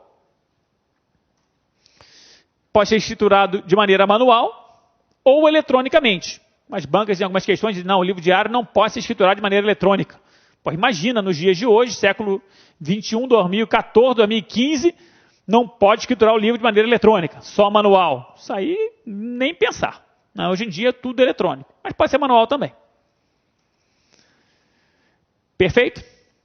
Então, gente, essas são as formalidades do livro diário, extrínsecas e intrínsecas. Maravilha? Muito bem. Olha aqui, gente. Mais uma decoreba importante em termos de prova. Então, como eu já disse na aula de hoje, a respeito da classificação dos fatos contábeis, muito pouca utilidade na contabilidade ela tem, tanto assim ou é, que você não vai utilizar isso para mais. Isso aí não tem nenhum assunto lá na frente que dependa disso. Você nunca mais vai praticar esse tipo de coisa, né? Só na hora da prova. Por isso eu disse, é difícil esse assunto em termos de prova, você tem que estar sempre remexendo nele para não esquecer, né? Aqui é a mesma coisa. Fórmulas de lançamento. Outra inutilidade contábil. Apenas o que algum doutrinador criou, tá certo? Para batizar os lançamentos dependendo do número de contas debitadas e do número de contas creditadas, e que as bancas às vezes pegam e fazem perguntas de prova. Então, mais uma vez eu tenho que cumprir a desagradável tarefa de dizer para você que isso aqui é um assunto perigoso, que você deve decorar, e decorar logo de uma vez por todas, porque depois você não mexe mais nisso aqui. Perfeito? Então vamos lá para as fórmulas de lançamento. Olha só. Como eu disse, é uma classificação que depende de quantas contas serão debitadas ou creditadas em um determinado lançamento. Então diremos que dependendo disso, eu terei lançamentos de primeira, segunda, terceira ou quarta fórmulas. Perfeito? Então vamos lá, olha só. Lançamento de primeira fórmula, também chamado lançamento simples. É o lançamento tradicional, o lançamento mais comum, que, diga-se de passagem, é o lançamento de melhor técnica contábil. A melhor técnica, o melhor costume contábil é fazer sempre lançamentos os mais simples possíveis, né? Lançamentos de primeira fórmula. Lançamentos que têm apenas uma conta debitada e uma conta creditada. Então, por exemplo, fez um depósito bancário no valor de R$500. Debitou bancos, botando dinheiro na conta bancos, creditou caixa. Então, tirou o dinheiro em espécie que ele tinha, levou ao banco e depositou. Debitou bancos, creditou caixa. Uma conta a débito, uma conta a crédito. Lançamento de primeira fórmula. Lançamento simples. Perfeito? Lançamento de segunda fórmula, também chamado lançamento composto a crédito.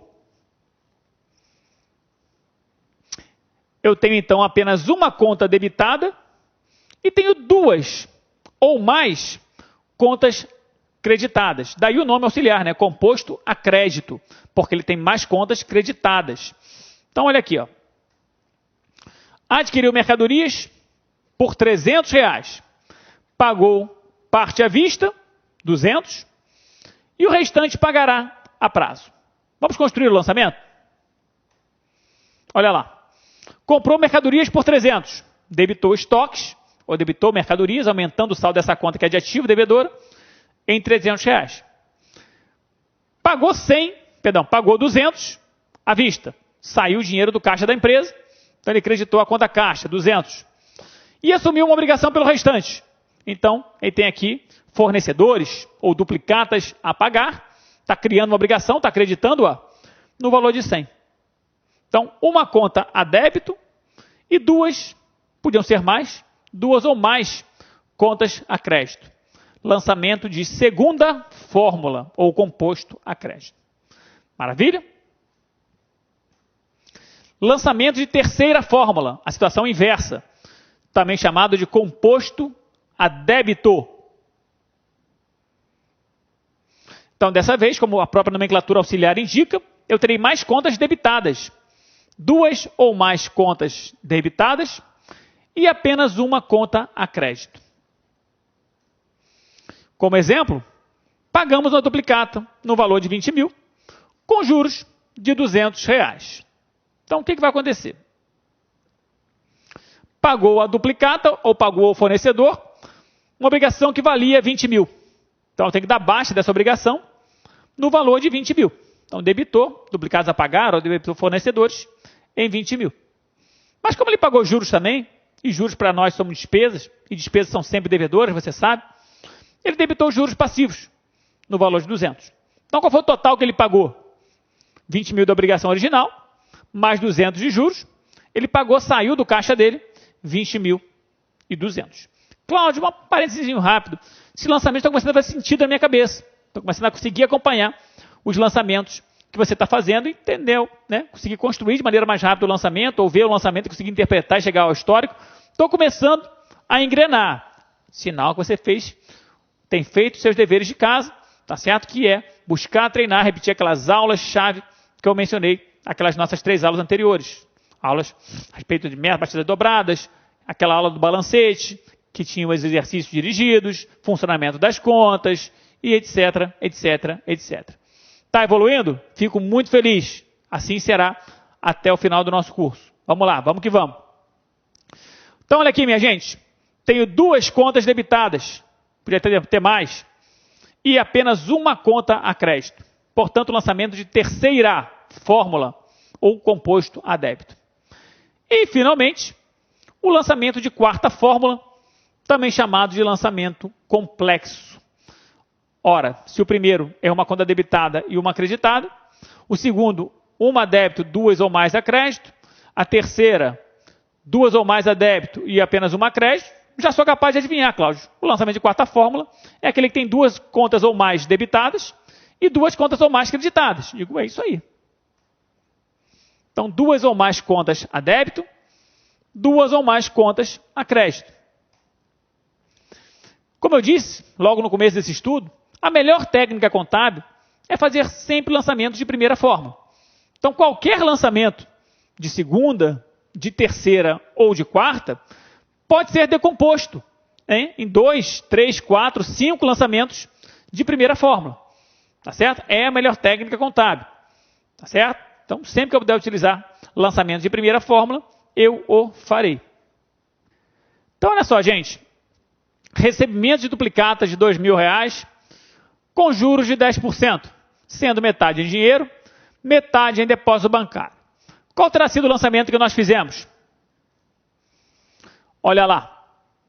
Está aí o lançamento e vamos pensar nele. Bom, eu tinha duplicatas a receber, um direito, uma conta devedora de ativo. Como eu recebi a duplicata, eu quero dar baixa do saldo dela, dar baixa do direito, diminuir o saldo da conta duplicatas a receber. Para isso, eu vou então creditá-la.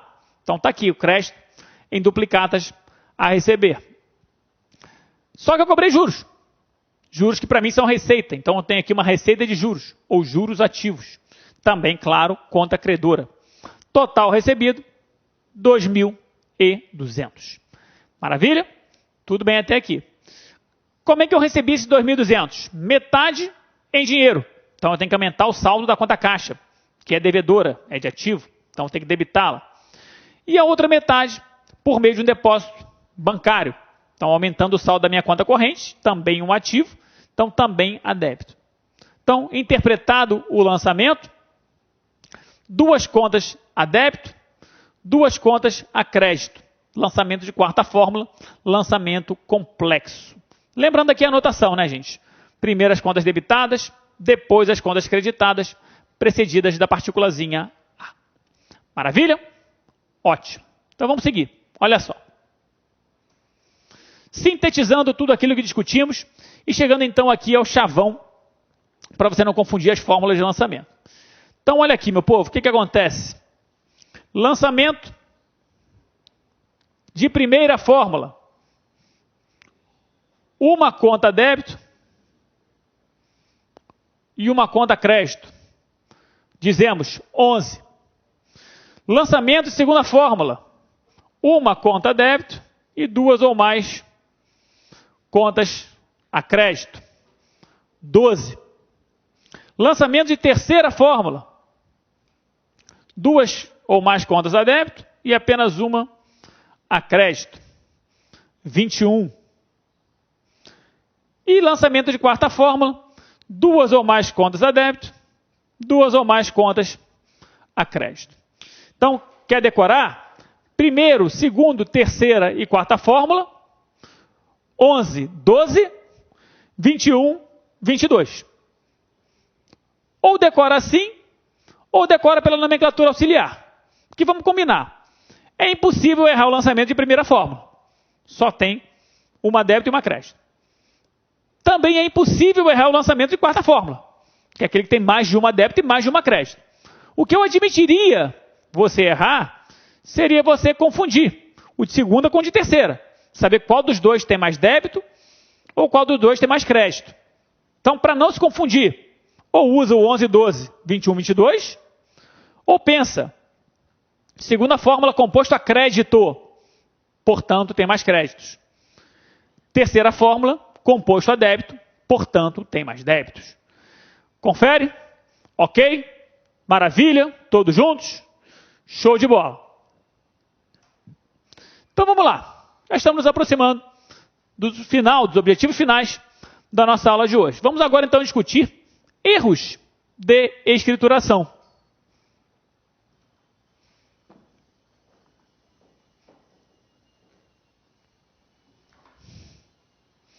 Então, quais são os possíveis erros de escrituração? Nós já vimos aqui que, acontecido um erro, que nós veremos agora quais são as possibilidades, eu não posso rasurar, eu não posso rabiscar, não posso emendar. Então, vamos aprender quais são, primeiro, os erros que eu posso cometer, que tipos de erros acontecem, e segundo, quais são as maneiras corretas de corrigi-los. Ok? Então, olha só.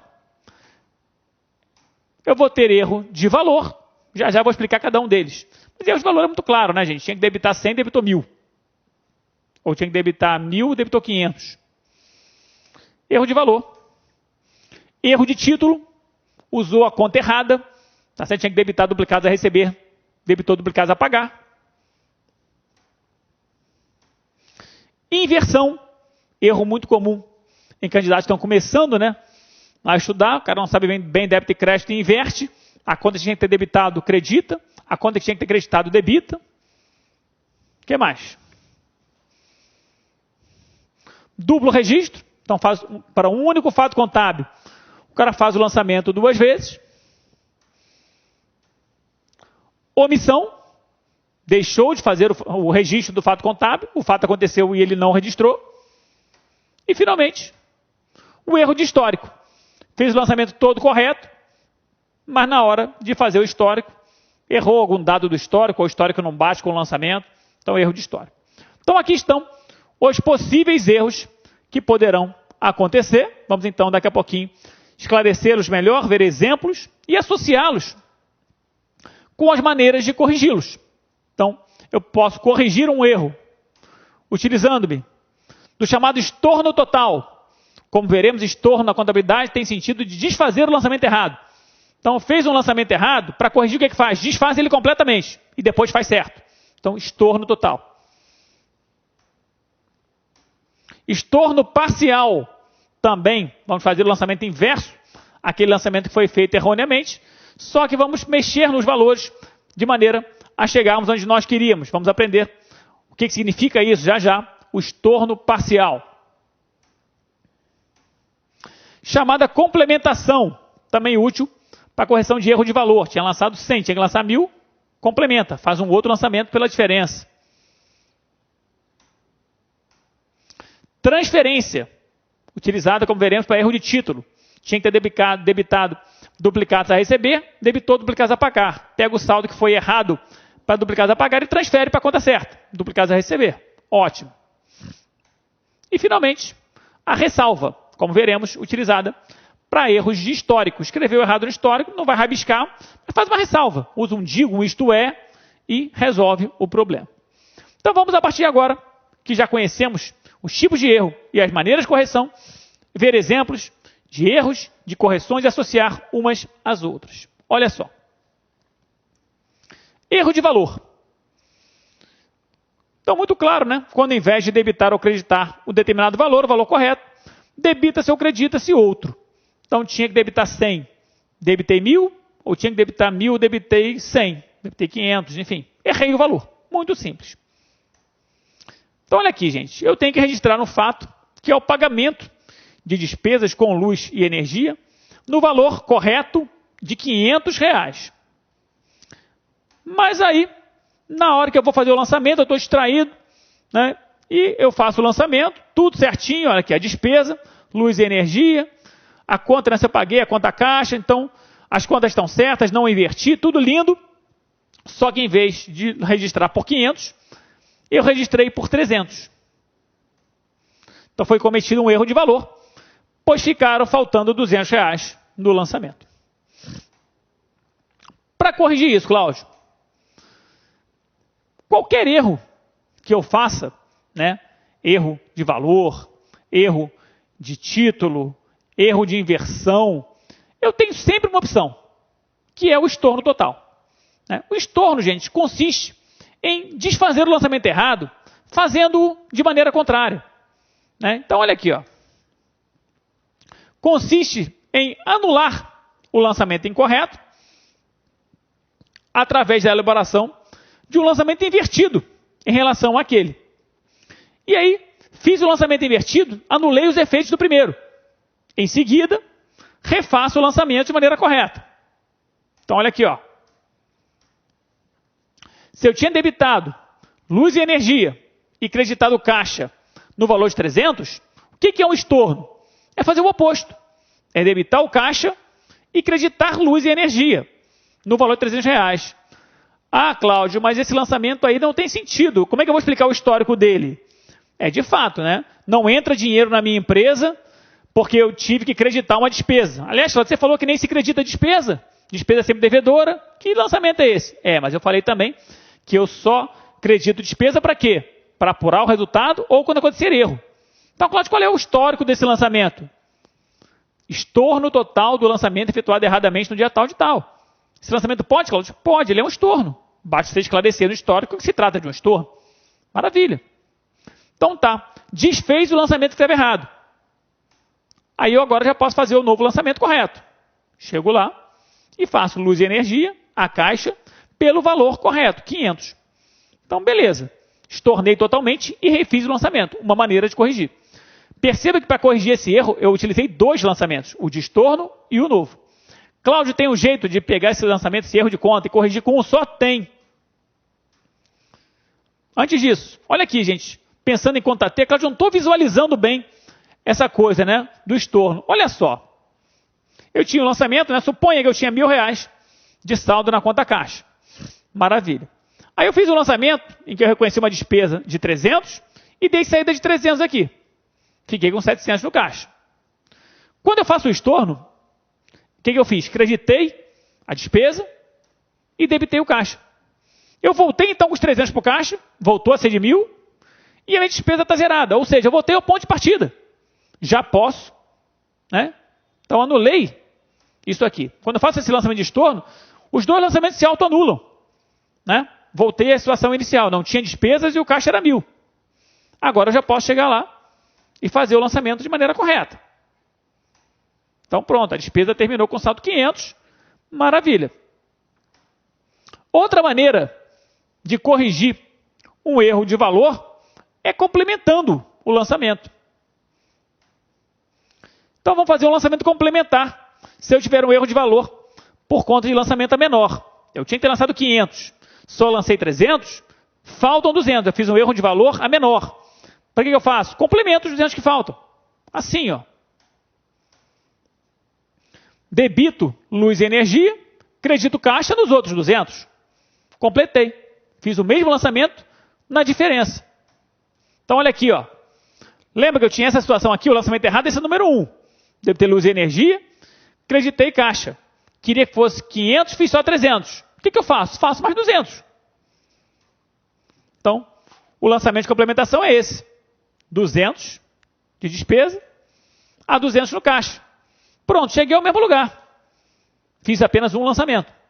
Então, consegui despesas de 500. Dei saída também de 500 na conta caixa. Olha lá. Então, atingimos o nosso objetivo. Ainda pensando em erro de valor. Pagamento de despesa com luz e energia no valor de 500. Só que agora, o erro de valor é para mais. Olha, eu lancei não mais 300, mas lancei 700. Lancei a maior. Então, um erro de valor, porque eu lancei 200, só que agora a maior. Então, para corrigir, claro, sempre caberá o estorno total dos 700, voltando ao estado inicial e depois lançando os 500 corretamente. Muito bem. Na situação anterior, nós vimos que tínhamos outra possibilidade, que era complementar. Eu tinha feito o lançamento a menor e quis completar. Só que agora não dá para completar, porque eu fiz a maior. Claro, se não dá para completar, dá para desfazer, dá para fazer um estorno, mas não um estorno total dos 700, um estorno apenas parcial, um estorno da diferença, dá.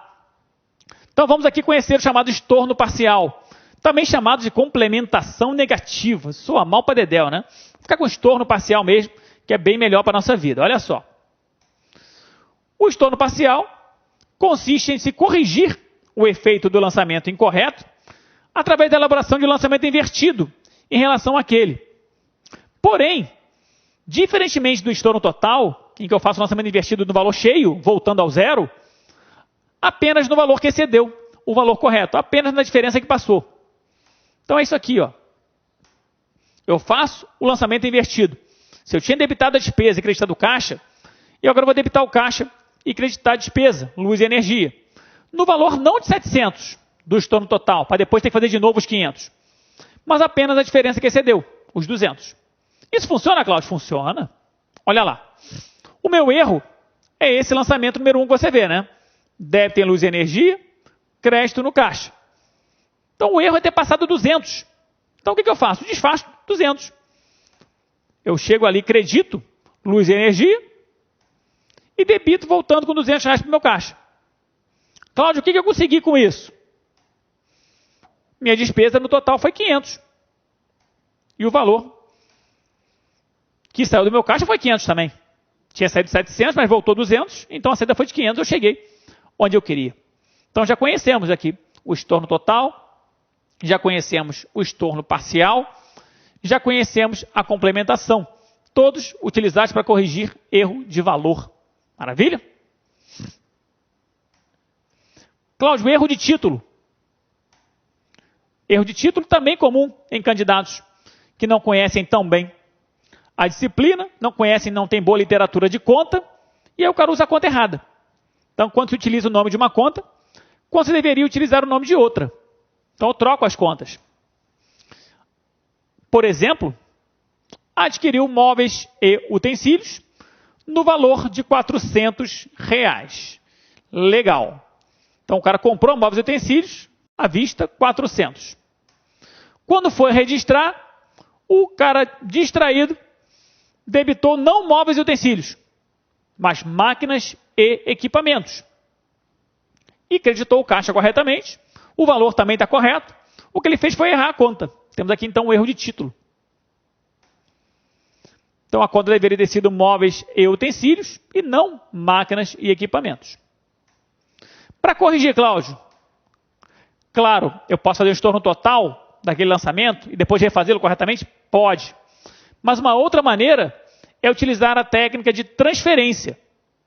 Transferência consiste em fazer o lançamento de tal maneira que a conta incorreta seja debitada ou creditada em contrapartida com a conta certa, transferindo então o saldo da conta incorreta para a conta certa. Então, como o próprio nome diz, né, gente? Eu vou transferir. O que eu coloquei erradamente numa conta, vou tirar dessa conta e botar para a conta correta. Então, como é que a gente faz isso, Cláudio? Olha aqui, ó. Lançamento de transferência.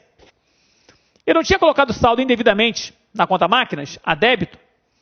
Então, eu vou creditar a conta máquinas tirando dali aquele dinheiro que está errado. E vou debitar a conta móveis, mandando para lá aquele valor que ainda não tinha ido, mas que devia ir. Ah, Cláudio, eu enxerguei não. Você pode fazer o razonete? Posso. Razonete sempre melhor de enxergar nesse primeiro momento. Então, olha aqui, ó. Eu tinha feito isso, né? Tinha debitado máquinas e equipamentos e creditado o caixa. Só que eu não quero aquele 400 lá na conta máquinas e equipamentos. Eu quero que esse valor vá parar na conta móveis e utensílios. Então, o que eu faço?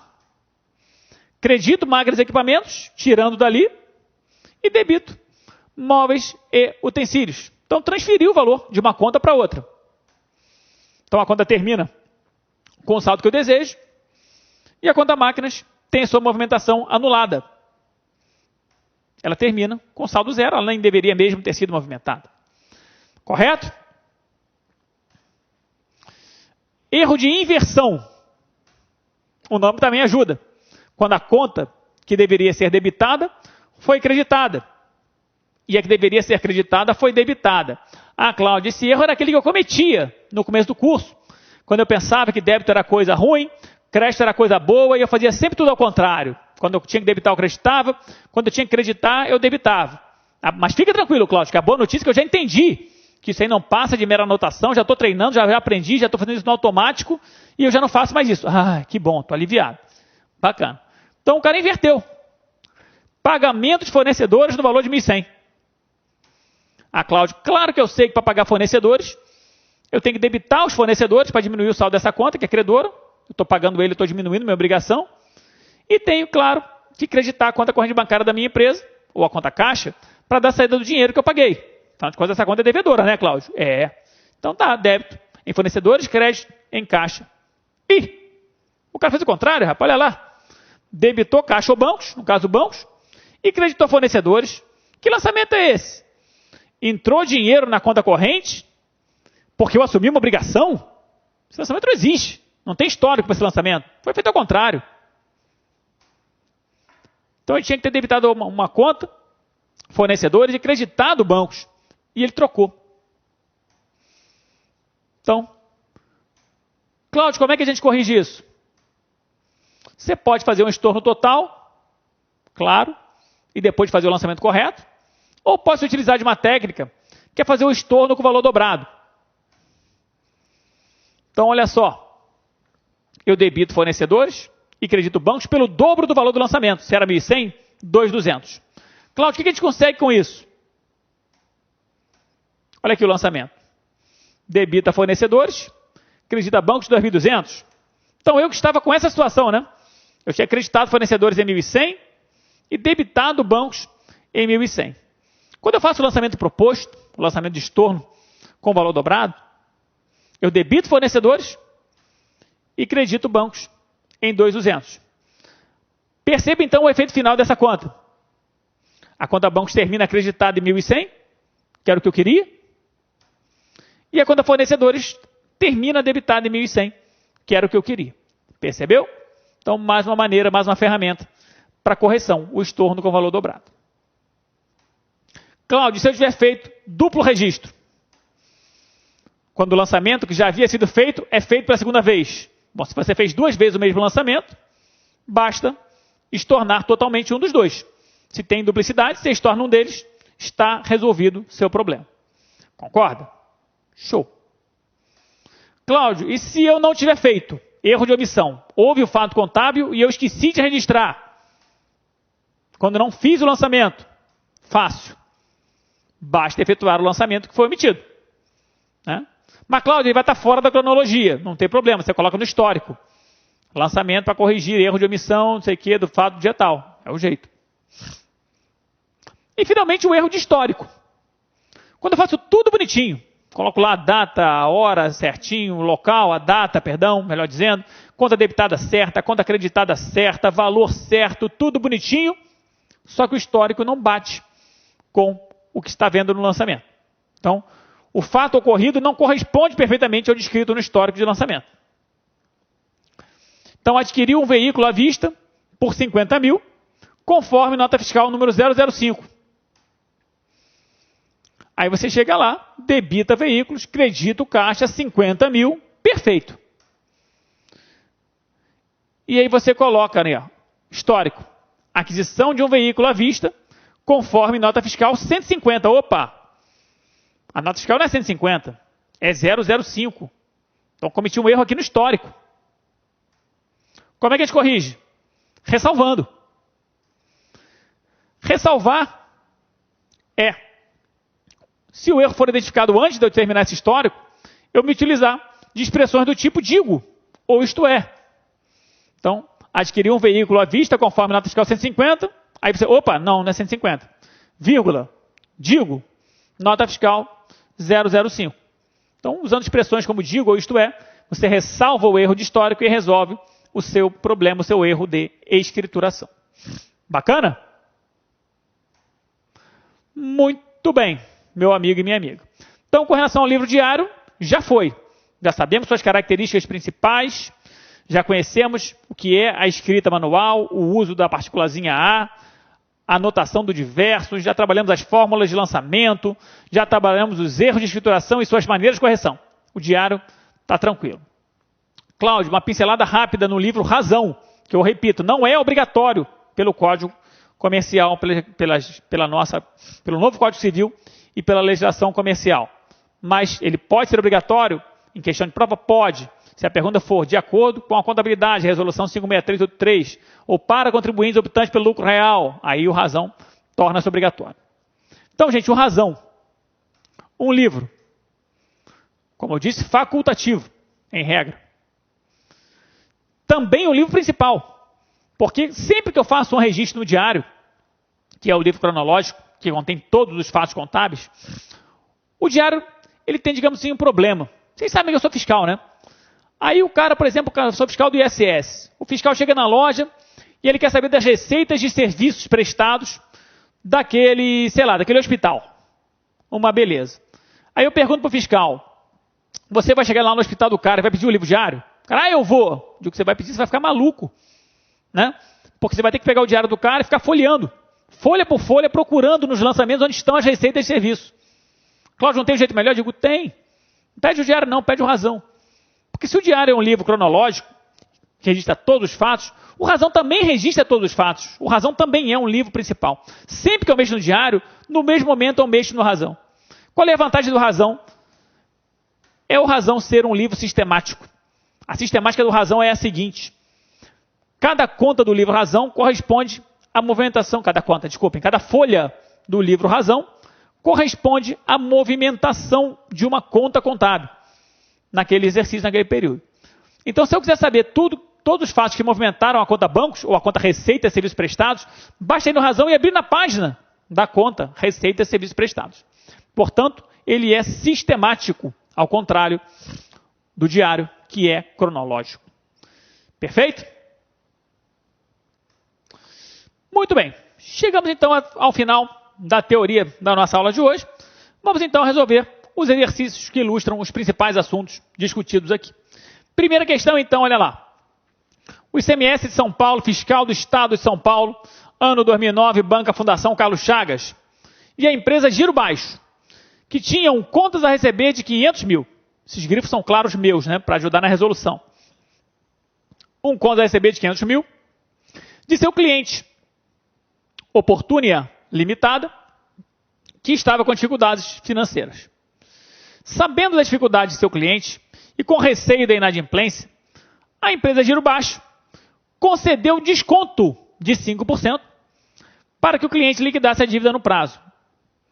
A Oportunia aceita e quita essa dívida. Pergunta-se, o registro desse evento na empresa Giro Baixo representa um fato de que natureza? Então, minha empresa fez uma venda a prazo, tá certo? No valor de 500 mil. O cliente estava sem grana, estava ferrado. Eu estava com medo de tomar um calote. Liguei para ele e falei, te dou 5% de desconto. Você paga? O cara, pago. O cara foi lá e pagou. Qual foi o lançamento que foi feito? Então, olha só, gente. Questão sobre classificação de fatos contábeis. Então, nas alternativas, você tem os 5 tipos possíveis. Quantitativo ou modificativo, aumentativo, misto diminutivo, permutativo, compensativo diminutivo, não existe, modificativo aumentativo. Então, olha aqui, gente. É aquela história, né? Se a Giro Baixo tem o direito no valor de 500 e a oportuna chegasse lá, no dia do vencimento e quitasse normalmente, eu teria debitado caixa ou bancos e teria acreditado duplicados a receber, dando baixa do direito, ambos no ativo circulante. Tudo no valor de 500. Nesse momento, eu teria, ao debitar o caixa, aumentado o ativo circulante. E ao acreditar duplicados a receber, diminuído o mesmo grupo, no mesmo valor, R$500. Né? Estaríamos diante de um fato permutativo, uma alteração qualitativa. Mas é como eu disse, no meio do caminho aconteceu alguma coisa. Eu concedi um desconto. E ao conceder um desconto, né, que para mim é uma despesa, eu fiz um sacrifício para receber. Percebe então que eu recebi não 500, mas apenas 475. Então eu reconheci uma despesa. E ao reconhecer uma despesa, eu tenho aqui uma redução de patrimônio líquido.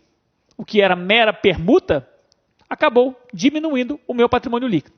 Então o fato que altera qualitativa e quantitativamente o meu patrimônio para menos, tem um nome. Fato misto diminutivo. Gabarito da primeira questão da aula de hoje, letra B de bola. Tá certo, meu amigo e minha amiga? Maravilha? Show. Segunda questão sobre livros. Infraero, técnico, 2009 também. Fundação Carlos Chagas. Livros são um assunto que cai em prova, porém não com enorme frequência. Então nem sempre tem questões muito modernas a esse respeito. Pergunta: é um livro obrigatório perante a legislação do imposto de renda para pessoas jurídicas tributadas com base no lucro real? Então, é como eu falei, quando se pergunta a respeito de obrigatoriedade de livros, tem que se tomar muito cuidado com o enunciado. Né? Porque se esse enunciado fosse vago, é um livro obrigatório, é um livro contábil obrigatório. Não perguntar sobre o enfoque de quem quer saber, você diria apenas o livro diário. Agora a pergunta é a seguinte: é um livro contábil obrigatório perante o fisco? Né? E mais, para aquelas pessoas jurídicas tributadas pelo chamado lucro real, aquele regime mais complexo, mais elaborado, que o fisco exige de empresas de maior faturamento ou de setores de controle governamental mais intenso. Então, gente, para quem apura pelo lucro real, são obrigatórios diário e razão. Então, registro de duplicatas não, caixa não, registro de ações dominativas é livro social, não é contábil, contas correntes também não, obrigatório, nesse caso, o livro razão, como também seria o livro diário. Então, segunda questão da aula, letra D de dado, seu gabarito. Correto? Terceira, analista tributário, Receita Federal do Brasil, ano 2009, banca ESAF. Observemos o seguinte fato contábil: pagamento mediante emissão de cheque de uma duplicata antes do vencimento, obtendo-se então um desconto financeiro por essa razão. Para que o registro contábil desse fato seja feito em um único lançamento, devemos utilizar a... Então temos aqui o pagamento de uma duplicata em cheque. Só que eu paguei antes do vencimento e por isso eu obtive um desconto. Né? O cara quer saber desse lançamento e o que ele representa em relação às fórmulas de lançamento. Uma questão a respeito de fórmulas de lançamento. Então temos que construir aqui o lançamento para depois poder dizer se é de primeira, segunda, terceira ou quarta. Olha lá. Então, para o caso concreto em discussão, o cara não deu valores, vamos supor que essa duplicata fosse de R$1.000 e eu tivesse obtido um desconto de 10%. O lançamento seria esse que nós temos aqui. Se eu tinha uma duplicata a pagar, uma conta de obrigação, uma conta credora, lá no meu passivo, se eu paguei, eu tenho que diminuir o saldo dela. Para diminuir o saldo de conta credora, eu debito. Então, débito em duplicatas a pagar. Eu devia 1.000, então tem que dar baixa de 1.000. Só que eu não paguei 1.000, porque eu obtive um desconto de 10%. Eu paguei apenas 900. E para pagar 900, eu tenho que dar saída do saldo da minha conta corrente bancária, que é devedora. Para diminuir, eu vou creditá-la. Descontos financeiros obtidos. Eu tinha que ter pago 1.000. Paguei apenas 900, paguei menos. Então, meu sacrifício foi menor para quitar aquela obrigação. Eu fiquei mais rico. Eu tenho aqui uma receita. Descontos financeiros obtidos. Maravilha? Então, o lançamento que nós procuramos é esse. É um lançamento que tem, portanto, uma conta a débito e duas, ou mais, nesse caso duas apenas, contas creditadas. Então, 11, 12, 21, 22. Estamos diante de uma a débito e duas a crédito. Estamos diante de 12, não é verdade? Então, lançamento de segunda fórmula, com uma conta devedora e duas contas credoras. Está bem que nas alternativas, o cidadão ainda te deu a cola, né? Ele colocou ali o que significa, na alternativa correta, lançamento segunda fórmula. Não tivesse feito isso, o cara que sabe fazer o lançamento mata essa questão com tranquilidade. Tá certo? Então, lançamento de segunda fórmula, ou lançamento composto a crédito. Temos mais créditos. Correto? Muito bem. Quarta questão. Uma questão mais antiga, questão de erro de escrituração ainda mais difícil. Então, essa aqui já é um pouco mais antiga. TFC, Técnico de Finanças e Controle, ESAF. Observe o lançamento que vem a seguir. Brasília, Distrito Federal, 15 de março de 2006. Debitou mercadorias e creditou duplicatas a receber 12.925. Você nem leu o histórico. Que lançamento é esse, hein, gente? O cara debita mercadorias porque está recebendo mercadoria. Ele quer aumentar o saldo quando é mercadorias. Então ele recebeu mercadoria de alguém, deve ter comprado mercadoria. Comprou mercadoria e creditou duplicatas a receber. Quando é duplicata a receber, registra um direito, né? É a conta devedora. Quando eu vendo mercadorias a prazo. Quando eu credito ela, é porque eu recebi de alguém o que eu tinha a receber. Então, eu recebi estoques porque eu recebi dinheiro de alguém na duplicata que eu tinha a receber. Esse lançamento não faz sentido nenhum. Percebeu? Está errado. Então, valor de compra de mercadorias. Se ele debitou mercadorias, está comprando mercadorias. Até aqui faz sentido. Valor de compra de mercadorias efetuadas nessa data. 145 unidades a 150, 95 unidades a 65, totalizando 12.925. Então, o valor do histórico bate com o valor do lançamento, não temos erro de valor. O cara pergunta, o lançamento acima está correto? Não, correto ele não está. Porque a gente já viu que ele não faz sentido nenhum. Não tem sentido acreditar quanto é duplicados a receber. Tem erro de valor? Não, erro de valor não tem. Se faz as contas aí, vai ver que dá 12.925 bonitinho. Tem erro de conta? Veremos que tem erro de conta. A conta acreditada não é duplicada a receber. Está incompleto? Não. Ele tem todos, né? Ele tem local, data, conta debitada, conta acreditada, valor e histórico. Não está incompleto. Né? Representa uma venda a prazo e não uma compra? Não tem venda a prazo nenhuma ali. Porque ele está debitando a conta de mercadorias, ele está comprando, está entrando mercadorias. Então, gente, olha só o que acontece. Está aí o lançamento. O cidadão que creditou duplicados a receber, na verdade, quando eu compro mercadorias a prazo, gente, eu assumo uma obrigação. Né? Então, o cara estava distraído. Na verdade, ele queria acreditar quem? Duplicatas a pagar. Né? Aí faz sentido. Debitou o estoque, entrou a mercadoria e eu criei uma obrigação. Duplicatas a pagar. Né? Então, tem erro de conta. Cláudio, tivesse que corrigir isso aí. Ou faz o estorno total desse lançamento e faz o correto, ou utiliza a transferência. Transfere saldo da conta duplicatas a receber para a conta duplicatas a pagar. Correto? Show. Então, um lançamento que tem erro de conta, sua quarta questão, gabarito letra C de casa. Senhores, senhoras e senhoritas. Então, meus amigos, chegamos ao final da aula de hoje. Uma aula em que eu destaco como assunto principal em termos de prova a classificação dos fatos contábeis em permutativos, modificativos ou mistos. Segundo lugar, destaque para as fórmulas de lançamento. Primeira, segunda, terceira e quarta. Terceiro lugar, se não um destaque específico em termos de questão específica sobre o assunto, mas a familiaridade com a anotação de registro contábil manual. Então, essa coisa de utilizar, né, as contas debitadas, logo depois das contas creditadas, precedidas da partícula A, o uso da terminologia de versos, isso é importante. Né? E depois, também, aí até para auxiliar na sequência do seu estudo, a gente vai ver isso muito ao longo do tempo, conhecer um pouco mais sobre os livros contábeis, características do diário, erros possíveis, estornos. Isso a gente vai ter acompanhando a gente ao longo do curso quase que todo. Ok? Então, vou ficando por aqui, lembrando você de passar lá no site do LAC e avaliar a nossa aula de hoje, tá certo?